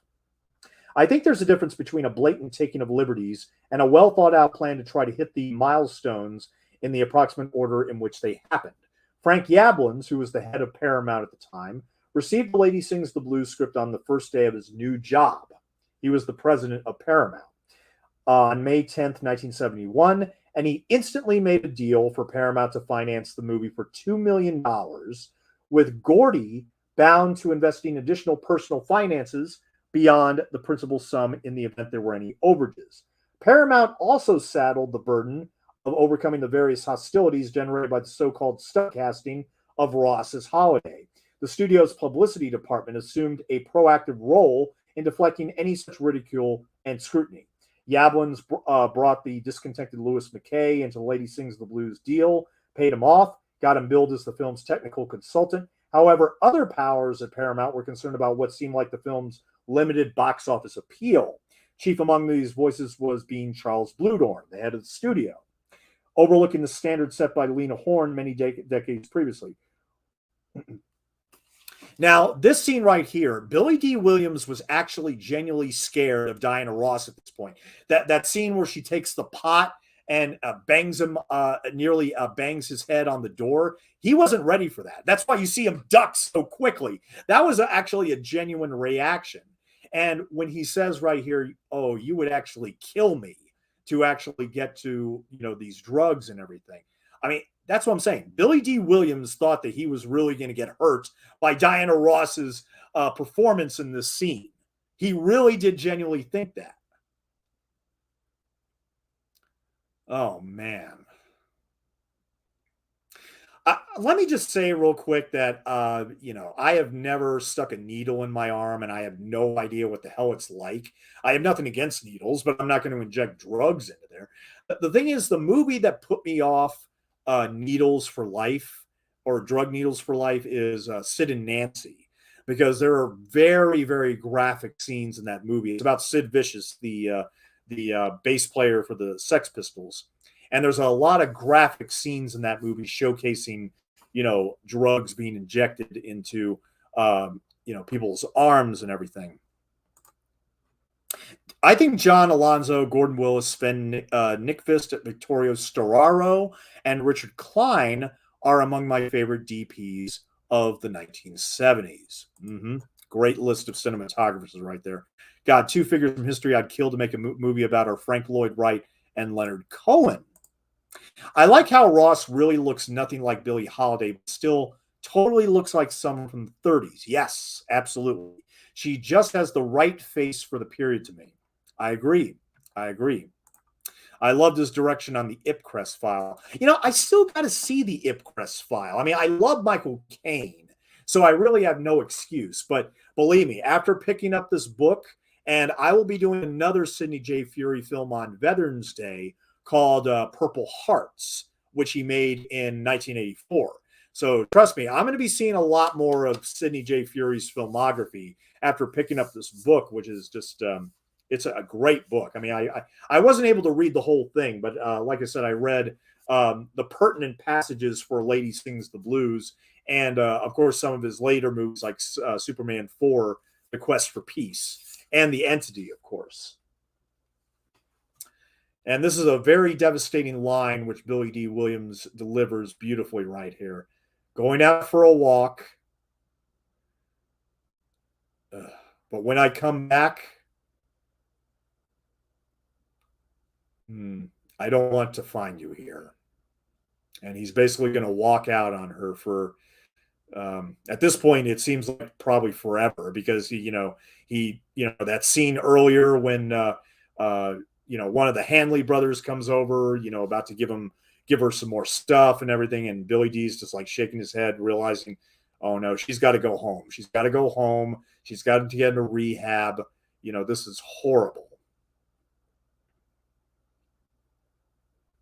And of course, Billie Holiday was very famous for having the petunias in her hair. And you're right. I mean, she looks nothing like the real life Billie Holiday, but she still, at the end of the day, captures her spirit and her essence and her, and just the, and she doesn't do an imitation. She doesn't do an imitation of Billie Holiday, but rather, creates a fine line between her own singing talent and who Billie Holiday was back in the 1930s. But yeah, I mean, Sidney J. Furie fought for Diana Ross every step of the way. Every step of the way. Just like the producer, Gordy, fought for Billy D. Williams every step of the way.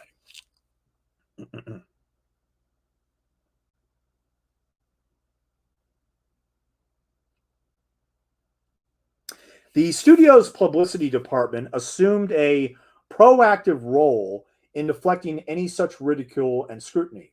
Yablans brought the discontented Louis McKay into the Lady Sings the Blue deal, paid him off, and got him billed as the film's technical consultant. However, often other powers at Paramount were concerned about what seemed like the film's limited box office appeal, chief among these voices being Charles Bluhdorn, who, overlooking the standards set by Lena Horne many decades previously, said categorically, quote, "White people don't go to see the movies about blacks unless it's Sidney Poitier." The rationale for this in 1971 was cold and short-sighted, but logical in a historical context. Films with predominantly black characters were automatically tainted with the then dubious black film shibboleth, i.e., most of the black films of the day were, quote, fast and cheap, exploitation and genre products with a limited audience. Lady Sings the Blues, a quote-unquote straight black picture that the studio executives felt would never play beyond the major cities, was an anomaly above all else. It is fair to deduce that Bluhdorn's cold feet about Lady Sings the Blues might have mildly alarmed the Yablans from the get-go, as will be illustrated later. Barry was fond of telling such detractors that the only color was green, Furie says, laughing. Furie, a Canadian by birth and by nature, who grew up under the influence of parents who found the racial tensions in the United States barbaric and backward, was confident that the mainstream Hollywood film would have a distinct black voice for the first time ever because of the talent and personnel involved. I'd be in meetings in which everyone in the room was black and I was the only white person there, Furie remembers, and you totally forget about it. And then a white person would walk in and you think, God, they look pale. Paramount, to mitigate their tremendous doubts, had Gordy pay the completion guarantee because of their uncertainty about the casting of Ross in the role. Auditions were held for the role of Louis McKay in early June 71. Now, I already told the story about the casting of Billy D. Williams, so I'm going to skip over this. Cast in what was originally a bit part, stand-up comic Richard Pryor was at that point in the career known almost exclusively among Black audiences for his pioneering comedic use of the N-word and in his routines. I had never ever heard of Richard before Barry played me a recording of one of his stand-up routines on tape, Furie says. Richard Pryor writes in his autobiography, quote, "Given the word on the street, I wasn't surprised Barry Gordy and director Sidney Furie assumed a lot of shit about me when I auditioned for Lady Sings the Blues. From the questions they asked, I realized they thought I was a junkie. They thought I had shot up heroin. I never had. But if it was going to get me the job, I didn't mind, you know. Pryor told them that he had grown up around people like Billie Holiday. I knew that if I was her friend and caught her doing drugs, like in this scene right here, I wouldn't be surprised. I wouldn't get angry. I might not like it, but I'd understand. I'd be sympathetic to her need. So I pretended to fix up some shit as I talked to her. They gave me the role of piano man right there." Modeling himself after a piano player named Jimmy Brinkley, he had known growing up in Peoria, Illinois. Pryor saw his role expanded from the one scene written in the script for the piano man character. As the shooting progressed and Furie and Gordy realized the depth of the comic's prodigious gift for dramatic improvisation, Pryor's role grew more and more prominent until he was ultimately the third actor billed. Rounding out the predominantly African-American cast were character actors Virginia Capers, Isabel Sanford, Yvonne Fair, Benjamin Scatman Crothers, and Harry Caesar.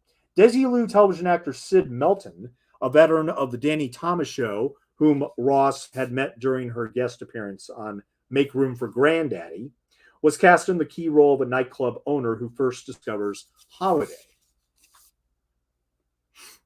And this actor right here, who is preparing the heroin for Billie Holiday, is actually Robert Gordy, who plays the Hawk.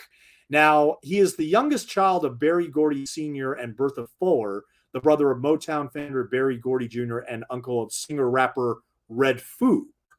Now, and a lot of people actually, when they see this movie, they think that is actually Berry Gordy, but no, it's his brother Robert Gordy. He was born in Detroit, Michigan. He had a brief career as a recording artist and a minor hit as Bob Cayley with the novelty song "Everyone Was There."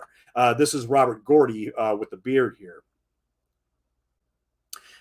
Co-written with his brother Barry and leased by him to the Carlton label.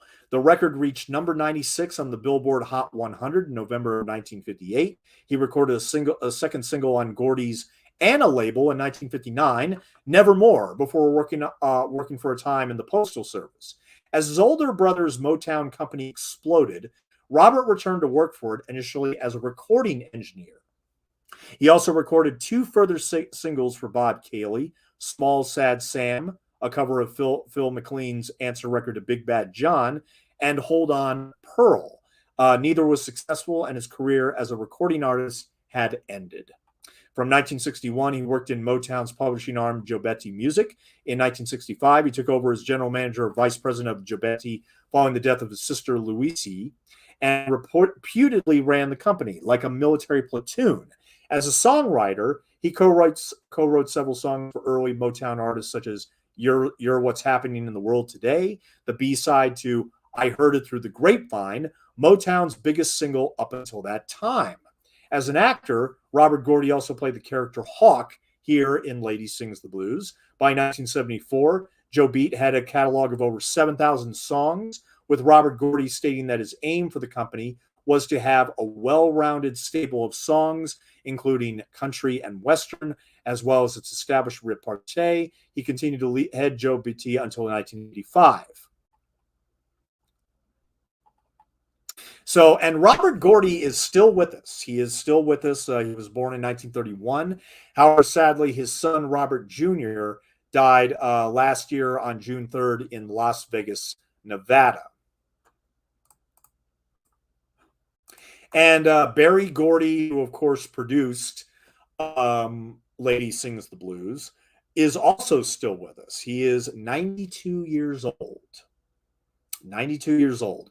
Born November 28th, 1929. And as I said, he met Billie Holiday in person. He wanted to make a movie as a passion project, a labor of love, to honor this woman who he adored very, very much. And, believe me, he found the right actress, the right director, and brought her story to life, even though it's not entirely based on fact.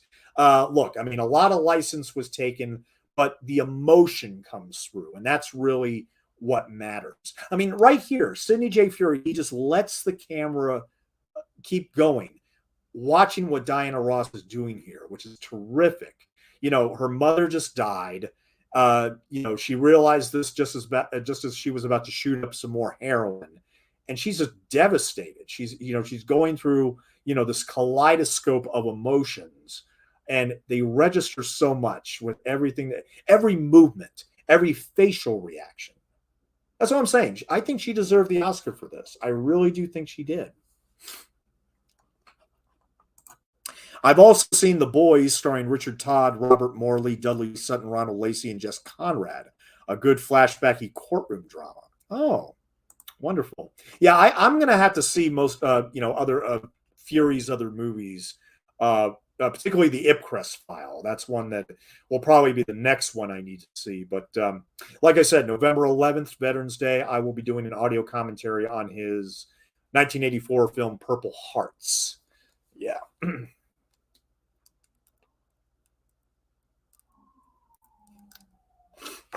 During the casting period, Ross recorded the double album soundtrack for the film. Gil Askey, the man who was widely considered to be the architect of the Motown sound, was summoned from Las Vegas, where he was conductor for the New Supremes, to supervise the recording of the soundtrack.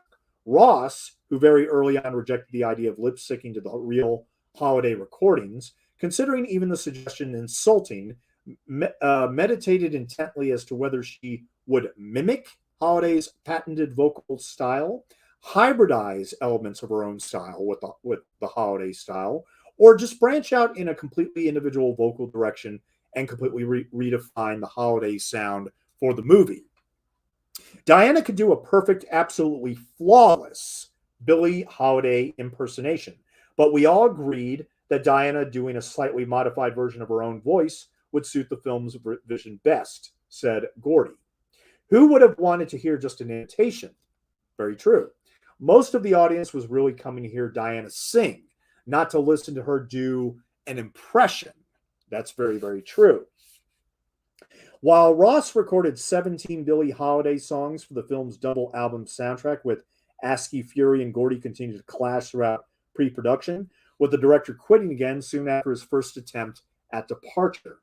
Gordy, who was always somewhat insecure about his foray into movie producing, claimed that Furie's walking out 2.5 times made him feel even more insecure.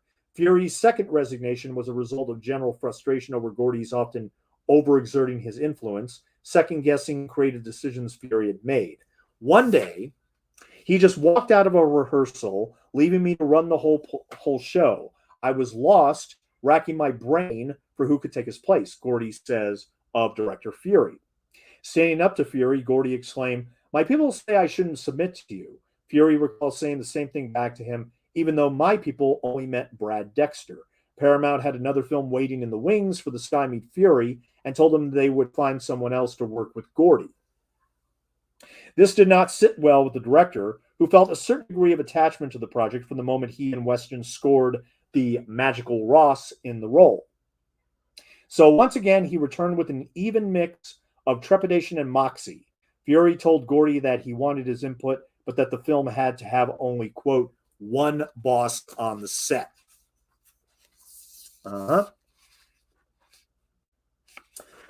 2 days after principal photography commenced on December 6, 1971, with cinematographer John A. Alonzo, an ex-actor who co-starred with Brad Dexter in The Magnificent Seven and who shot Martin Ritt's Sounder later the same year behind the camera, Ross empathetically aired her grievances against the dowdy wardrobe that had been selected for her Billie Holiday character.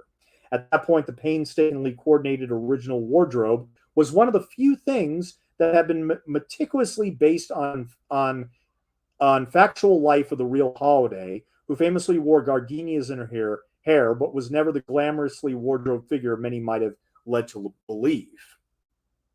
The authentic 1940s gowns had been designated based on photos of Holiday taken in public, as well as general period photographs. The tall and plump Holiday's wardrobe was often markedly more casual and civilian-like than the svelte Ross could have envisioned for herself in the role.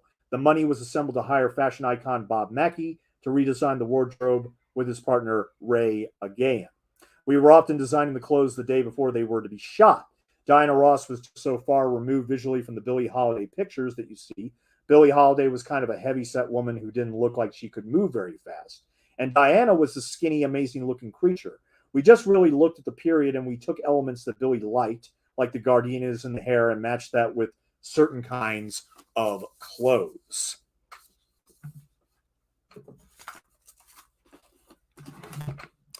Now, we're going to go back to that in a minute. I need to replenish myself here with some water real quick. But we are already at 1 hour and 46 minutes. We are 1 hour and 46 minutes into Lady Sings the Blues, and we have approximately 38 minutes left to go. 38 minutes left to go. Like I said, we'll be done right after 11:30 p.m.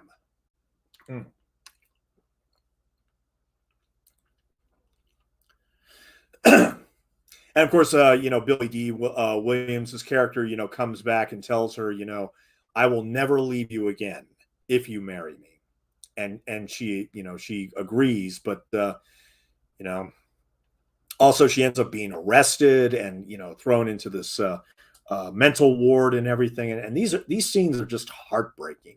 They are really heartbreaking to watch. Even though in a lot of musical biopics, we see scenes like this. I mean, one of my favorites is Walk the Line, based on Johnny Cash. And I remember when I was watching it at the time, it's like, oh, is this another biopic about a singer on drugs? Yes, it is.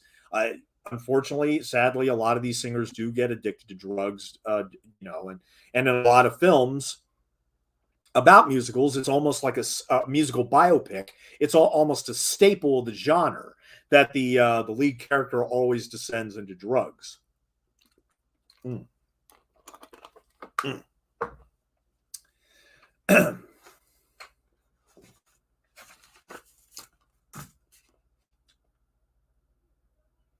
The wardrobe setback was ultimately Ross's only tantrum throughout the production, and many of the principals could empathize, considering her prerogative to be concerned with the particulars of her appearance in her debut movie role.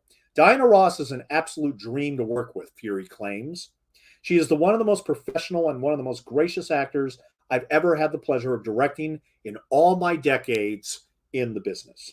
However, amid an atmosphere recalling the harried daily script rewrites of the Ipcrest File, Appaloosa, and Naked Runner, all shooting environments in which the technical crew often awaited the arrival of new pages, Furie insisted on shooting the film in sequence so he could work with Ross on improvising many of the scenes. The scene where she finds out about her mother and everything, that was all improvised. Yeah, there's a lot of great scenes of improvisation in this movie. The jittery Ross, ever beleaguered out of sheer insecurity, felt most comfortable ad-libbing her lines, with Furie providing the broad strokes of the scene, giving her the framework within which she could fill in the broad outline. From take to take, they would workshop the dialogue and the action, and Furie would capture each version of the scene with multiple cameras. From the project's outset, the multiple camera method functioned as a form of insurance for getting the best out of a novice actress by whatever means possible. Following Little Faust and Big Halsey, Furie developed the use of multiple cameras almost down to an exact science. Billy D. Williams says, quote, everything was being rewritten all the time, which is par for the course.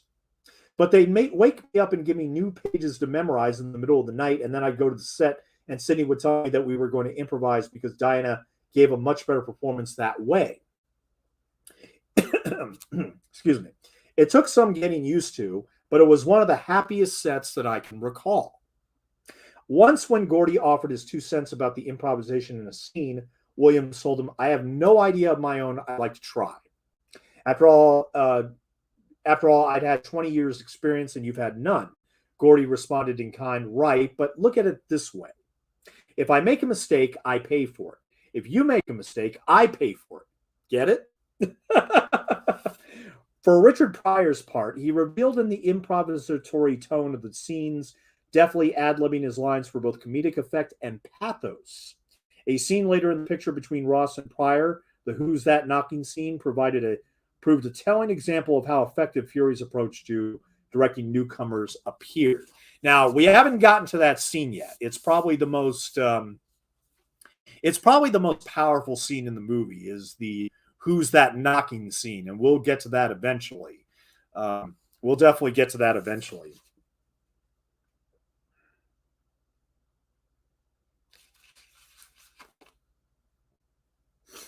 Director Henry Jaglom, himself no stranger to heavily improvisatory filmmaking, remembers a phone call from Richard Pryor on the set of Lady Sings the Blues. Says Jaglom, "Richie reminded me that he first started using improvisation with me at the Improv when I first opened in New York in the 60s. On that phone call, I specifically remembered Richie telling me that he never thought all that improv stuff we did back then would come in handy anywhere. That is until making Lady Sings the Blues, where it turned out to be, to use his word, a gold mine to have the background we did, because he could dip into it for a character in the movie. He was surprised and delighted that Sidney Furie not only let him, but actually encouraged him to do it, whereas other directors had openly discouraged it up to that point. Pryor once explained that the film put him, quote, into another perspective.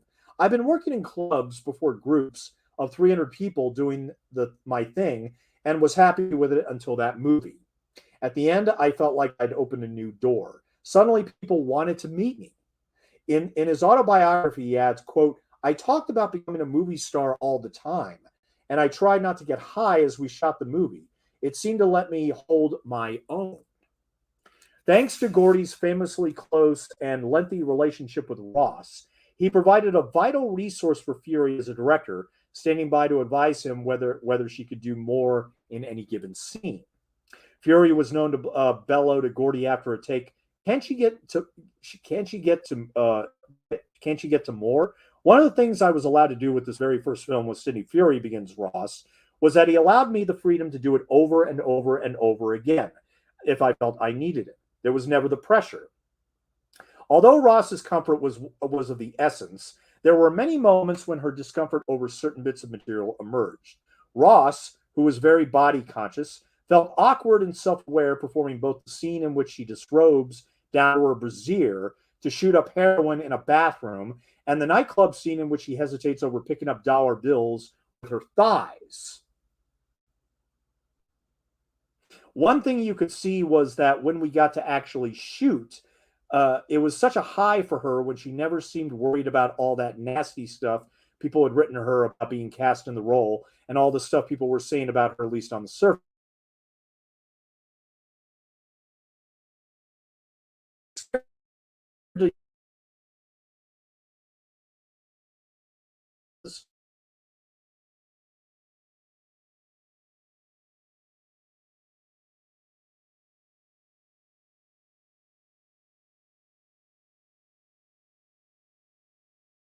Before the cameras rolled, Furie, Gordy, and Jay Weston had visited Albuquerque, New Mexico to investigate whether the film could be shot there to qualify for filmmaking tax incentives that were made then available in the state. When this was ruled out, the Lady Sings the Blues team opted to shoot nearly all the film's interiors on the Paramount backlot, with exteriors on the Universal backlot.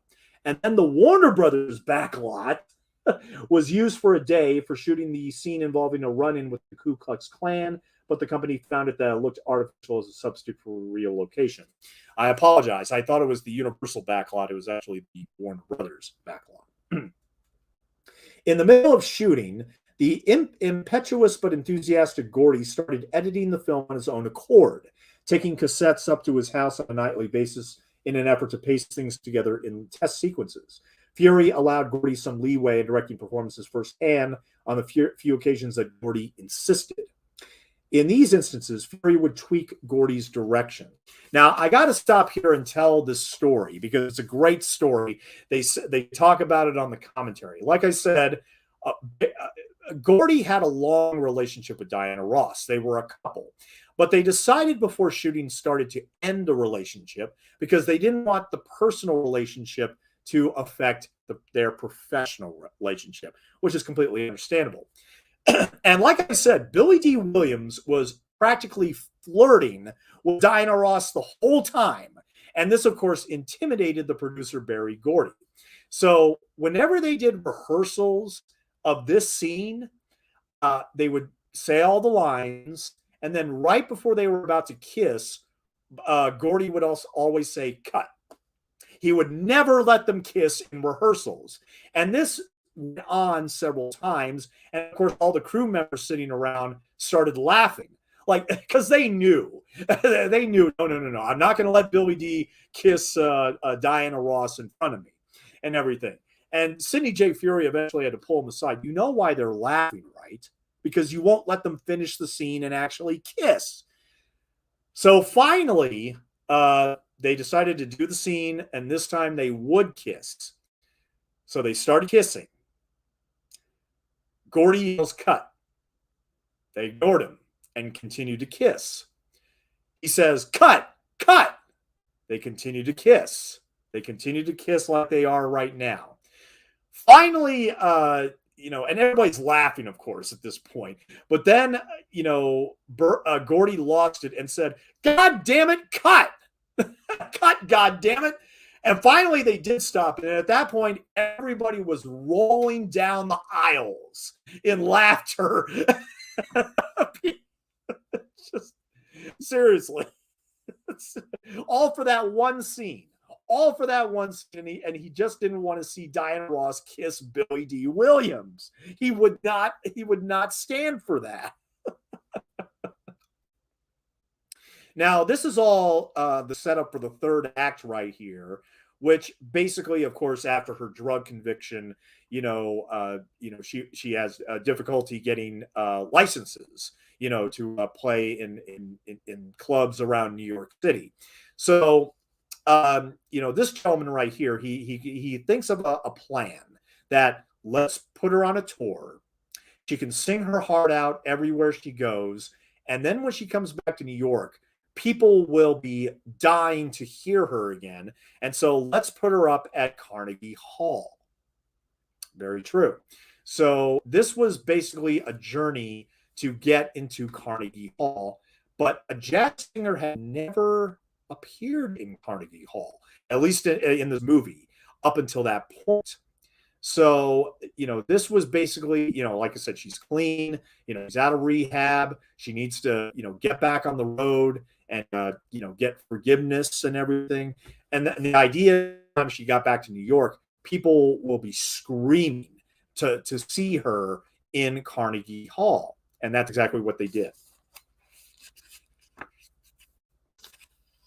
Everything on the movie was crazy, says Furie. It truly wasn't like anything I had been used to. I'm not used to things all over the place that I can't control. It was zerdreit, as my father used to say, all mixed up. Gordy often had a reckless but well-intentioned disregard for spending and would tell his director, forget about money, Furie. We're making a classic. For the first time in Furie's career, a picture of his went over budget. Halfway through the filming, they had used up 95% of the $2 million that Paramount had given them.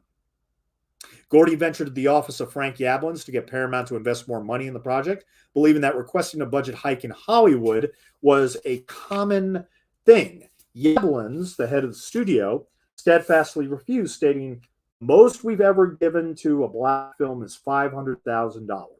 We're giving you $2 million, and you're over budget. Gordy adamant it was not a black film, but a film with black stars. pleaded about the picture's potential and its high standard of quality Yablin's deaf ears. When Gordy asked him what they should do to finish the film, Yablins coldly responded, just stop the film, put a title card that says END at the end. Gordy, insulted and bemused by Yablin's insolence, decided with all due haste to buy out Paramount's interest in the film and renegotiate with them. Gordy would then be forced to invest his own personal savings to fill in the film's widening money gap. Paramount, no longer the collaborating production company, was now reduced to distributor. Gordy would deliver the film to them upon completion, as Marvin Gaye famously exclaimed, Barry's betting the bank on Diana Ross.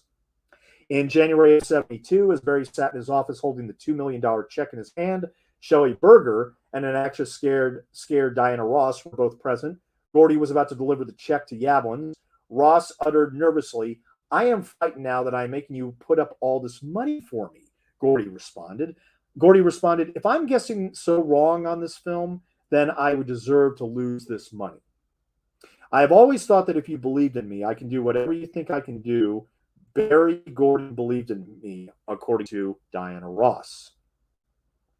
The final battle between Furie and Gordy during the shooting erupted as a result of the third act, with which Furie was enchanted, thinking that the film had to explain why Holiday ultimately goes back on drugs.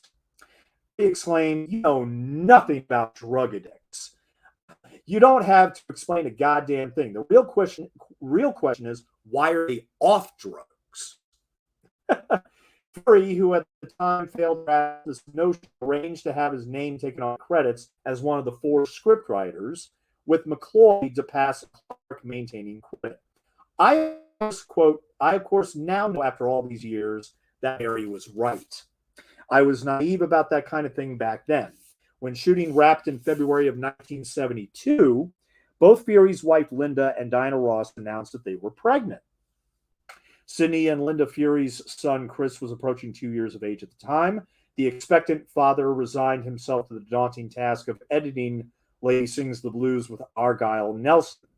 Lady is the only picture where I felt that I needed an R&R during the editing room process, because I was so deep into the emotion of the thing. Argy and I worked nonstop on the film. He would take his lunches by working out at the Paramount gym. We would try to whip scenes into order, and with quite a few of the scenes, it took a lot of perseverance to get things right.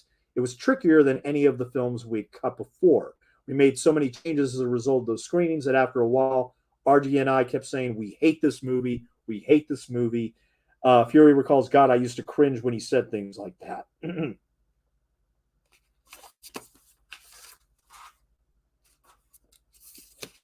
Furie had his first run-in with the Coppola rendition of The Godfather as the sound on Lady Sings the Blues was being mixed. Furie remembers they were screening the reels completely out of order for post-production technicians at this screening room at Paramount, so I saw reel 8, reel 5, reel 10, reel 1, etc. It was famished, but the really amazing thing was that it still worked out in sequence. I called my wife afterwards and told her that I had seen one of the greatest movies of all time. I was at the moment glad I didn't do The Godfather, because I could never have done what Francis Ford Coppola did. Same with Hard Day's Night. I got the projects I got for a reason. I don't think Coppola or Dick Lester could have done Lady Sings the Blues like I did it. During the post-production of Lady Sings the Blues, he forged one of the lengthiest and closest friendships of his life. Paul Lynch, an aspiring filmmaker born in Liverpool but raised in Toronto, he later directed Prom Night in 1980 with Jamie Lee Curtis. With the intent of locating and meeting Sidney Furie, the man he referred to as his filmmaking hero, and whose career he had been religiously following since Ipcress's Files' Canadian release. Lynch was about to embark on directing his debut feature, the Canadian independent film The Hard Part Begins, and he sought the advice of Furie, a filmmaker then only vaguely known for having made 2 of the first dramatic feature films made in English Canada. He had written Furie a letter years prior, and Furie, who had received a share of fan letters around that time, only answered Lynch's purely because of the Toronto connection.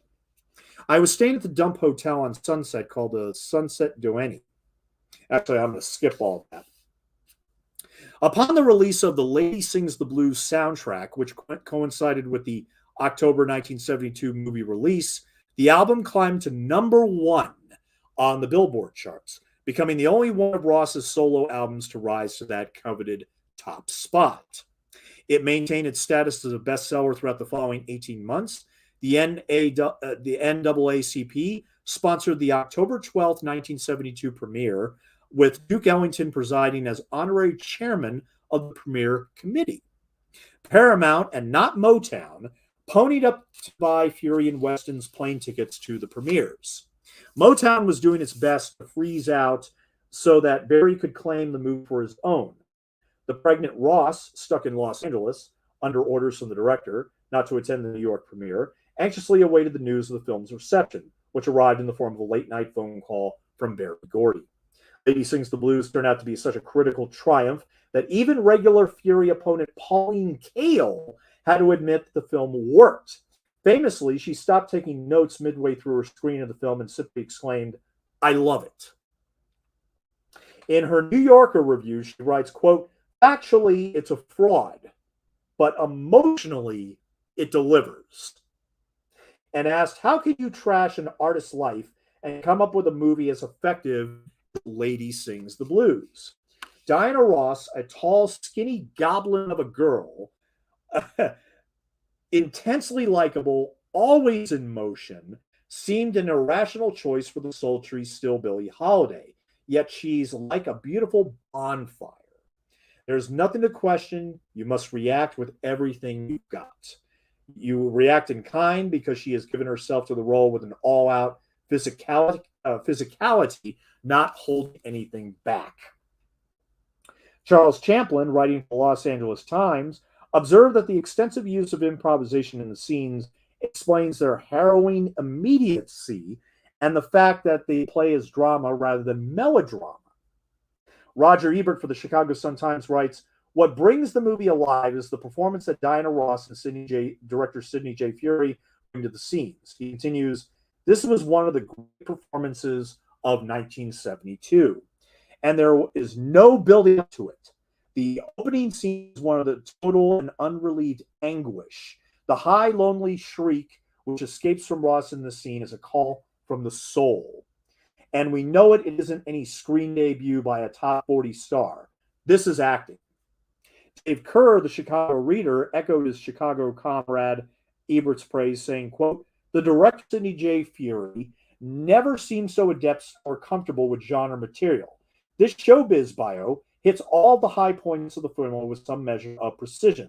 One of the few dissenters, of Lady Sings the Blues, was Vincent Canby, who wrote in the New York Times review, quote, Sidney J. Furie, the director, and 3 people credited with the screenplay cannot use the basic truth of the facts as a defense for the film, although the facts have been generalized to protect the innocent and the people who wouldn't give releases to the producers.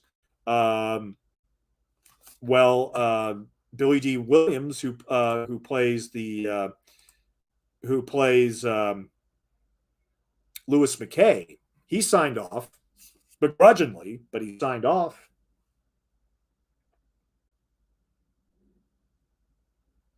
They've made trite and meaningless such things as the child rape, indentured servitude in a Harlem whorehouse, and an addiction to drugs that eventually contributed to Lady Day's death at the age of 44. The rest of the reviews, however, were uniformly positive, and most all of them were raves for Ross's gripping performance. Leonard Feather, a friend of the real Billie Holiday, who had been one of the dissenters to first dismiss Ross's casting, said, to my amazement, I confess that this newcomer destroyed almost all of my reservations. Miss Ross brought to her portrayal a sense of total immersion in the character. Dramatically, it is a tour de force. As far as Ross is concerned, she had been fully vindicated at that point. 2 weeks after the New York premiere of the film, Linda Furie gave birth to Sarah Elizabeth on October 28, 1972. After fathering 5 sons, Furie finally was blessed with a daughter. Linda Furie remembers, the doctor told me that out of all the babies that he had delivered in his entire career, he had never seen anyone react the way that Sid did. He was crying uncontrollably and was so happy and thrilled because he had his first daughter. Because of a nurse's strike, the hospital consolated by having patients normally consigned to private rooms share their rooms with each other. At one point, a nurse informed Linda that Mrs. Silverstein wanted to visit her. I told her I don't know Mrs. Silverstein, and she said, I think you do. And I just said, no, I don't. The woman in question turned out to be Diana Ross, who had given birth to her second child, Tracy Ellis Ross Silverstein, at the same hospital less than 24 hours after Linda did. And this, here again, is the most powerful scene in the movie, where Piano Man, who, from what I understand, did not die in real life, but because a climax has to be the lowest point for the characters, this is just a painful scene to watch, where Piano Man gets beaten to death. He literally gets beaten to death here on screen. And, oh, man, I mean, Richard Pryor, just... look at the fear in his eyes, man. I mean, Richard Pryor was so fucking good in this movie. And it's, later in his career, he never got to the chance to really show what he could do in dramatic roles, because they just expected him to be funny. They throw him in front of a camera and they expected, okay, be funny, be funny.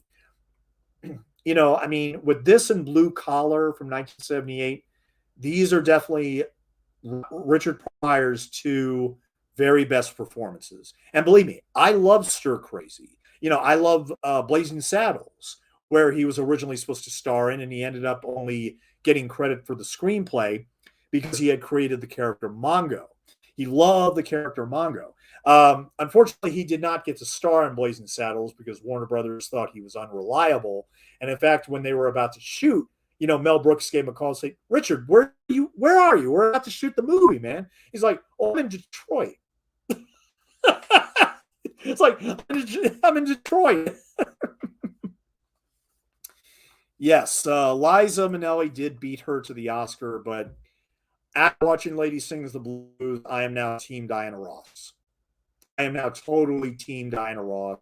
I think she should have won the Oscar for this because, she carries this long movie completely on her shoulders.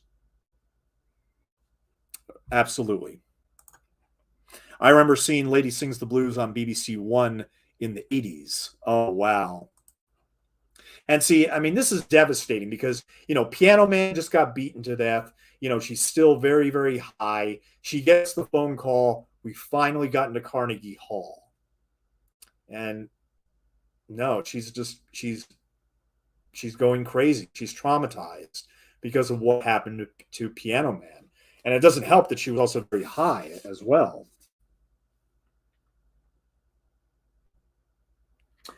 Lady Sings the Blues grossed nearly $20 million, staying number one at the box office for 4 straight weeks.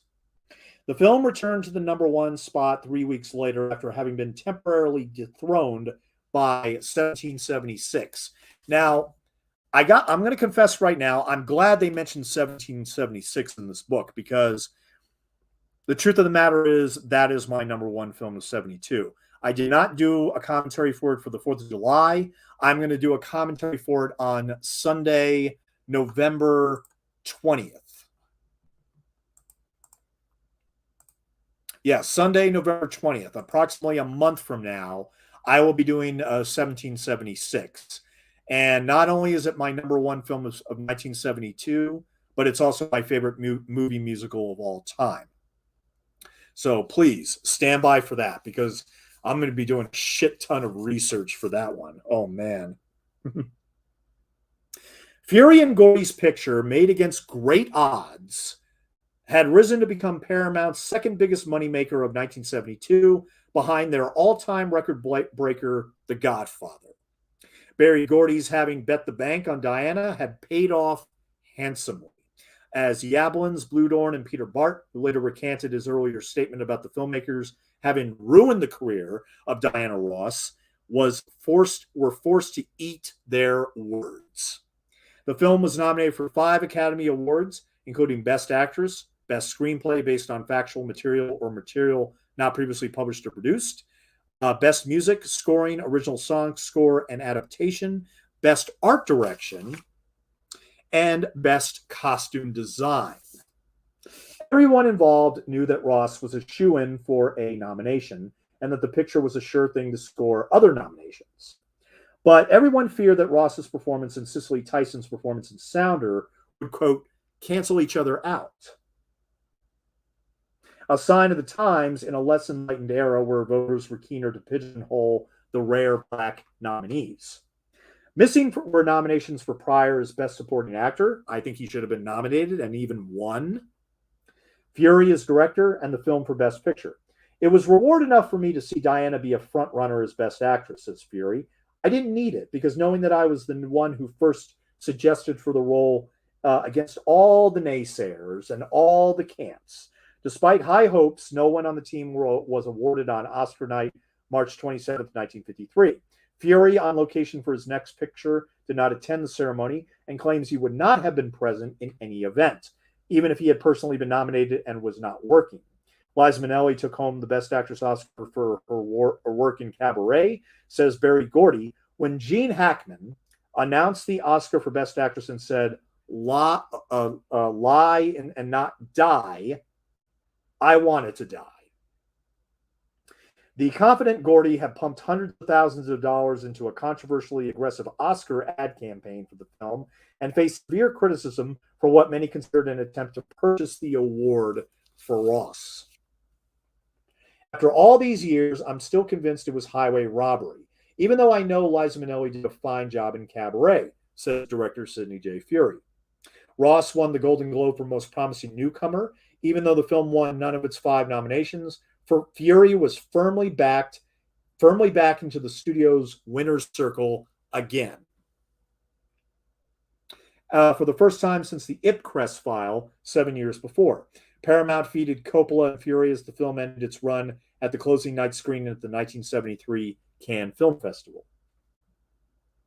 Gordy was present, but neither Furie nor Weston attended the screening. Jay Weston says indignantly, it was outrageous that Gordy forbade Sidney and myself from attending the showing of the film, but once he bought the co-executive producer title from me, he wanted to assume credit for the movie himself, in my opinion, typical of him.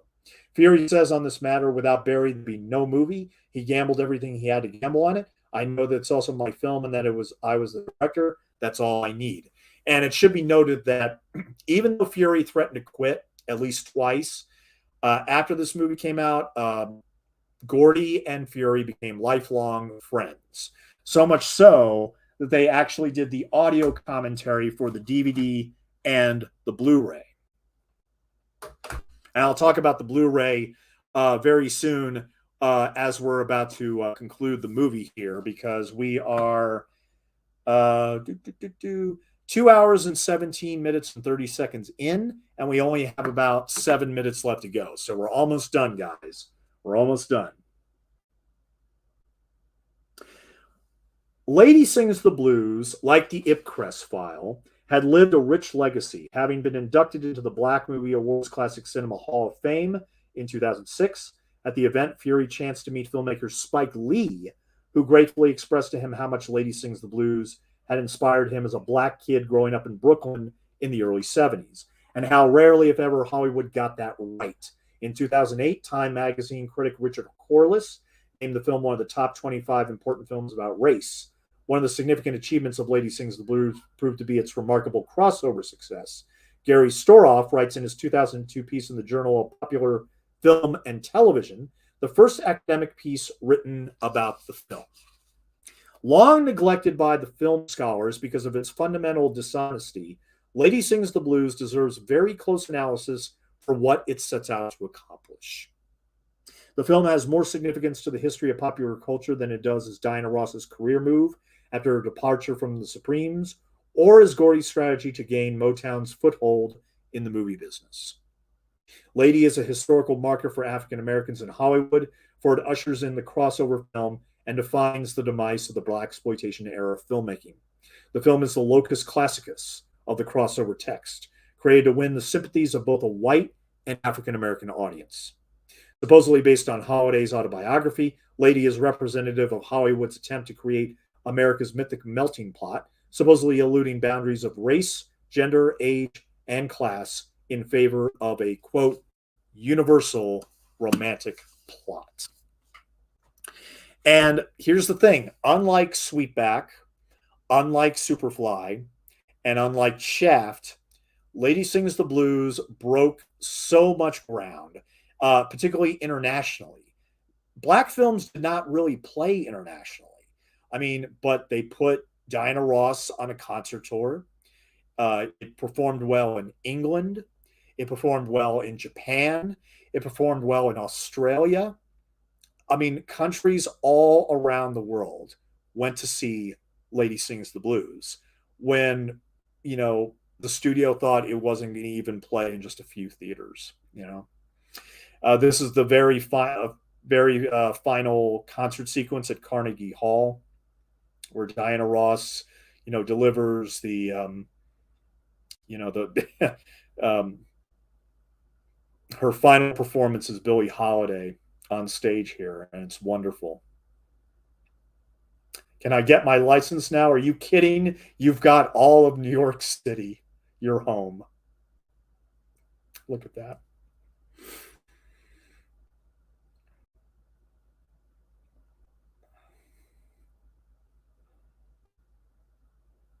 So yeah, I mean this film played very well internationally, very very well. And in closing, because the movie's about to end here, I highly recommend you all pick up the Blu-ray release. The DVD actually came out in 2006, and what's amazing is that this film was off the market for decades. I mean, according to the producer, there was only a Laserdisc version before. Now, I'm just wondering, Will Crick, did it ever get a VHS release? It did. It did get a VHS release in the early 1980s.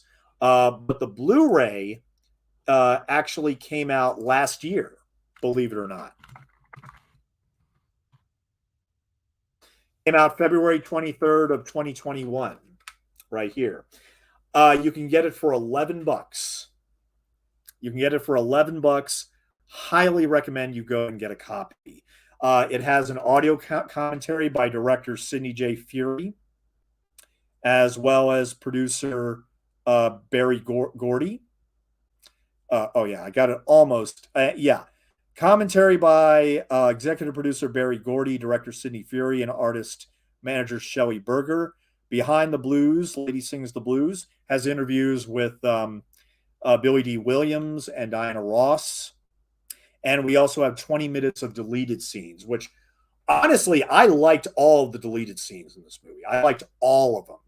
And I almost kind of wish they were all included into the film or rearrested on drug charges. I mean, yeah.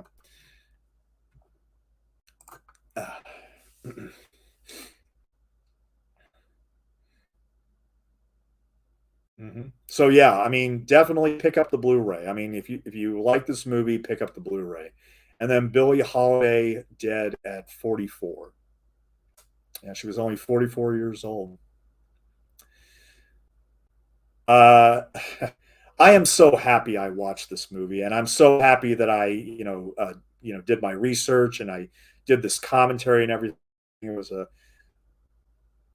surprisingly emotional experience when I finally watched this, and this is the final shot of the movie right here, where everybody in the audience, everybody in the orchestra is clapping for Billie Holiday, played by Diana Ross. And here we have our cast: Diana Ross, Billy D. Williams, Richard Pryor, all extraordinary in this film.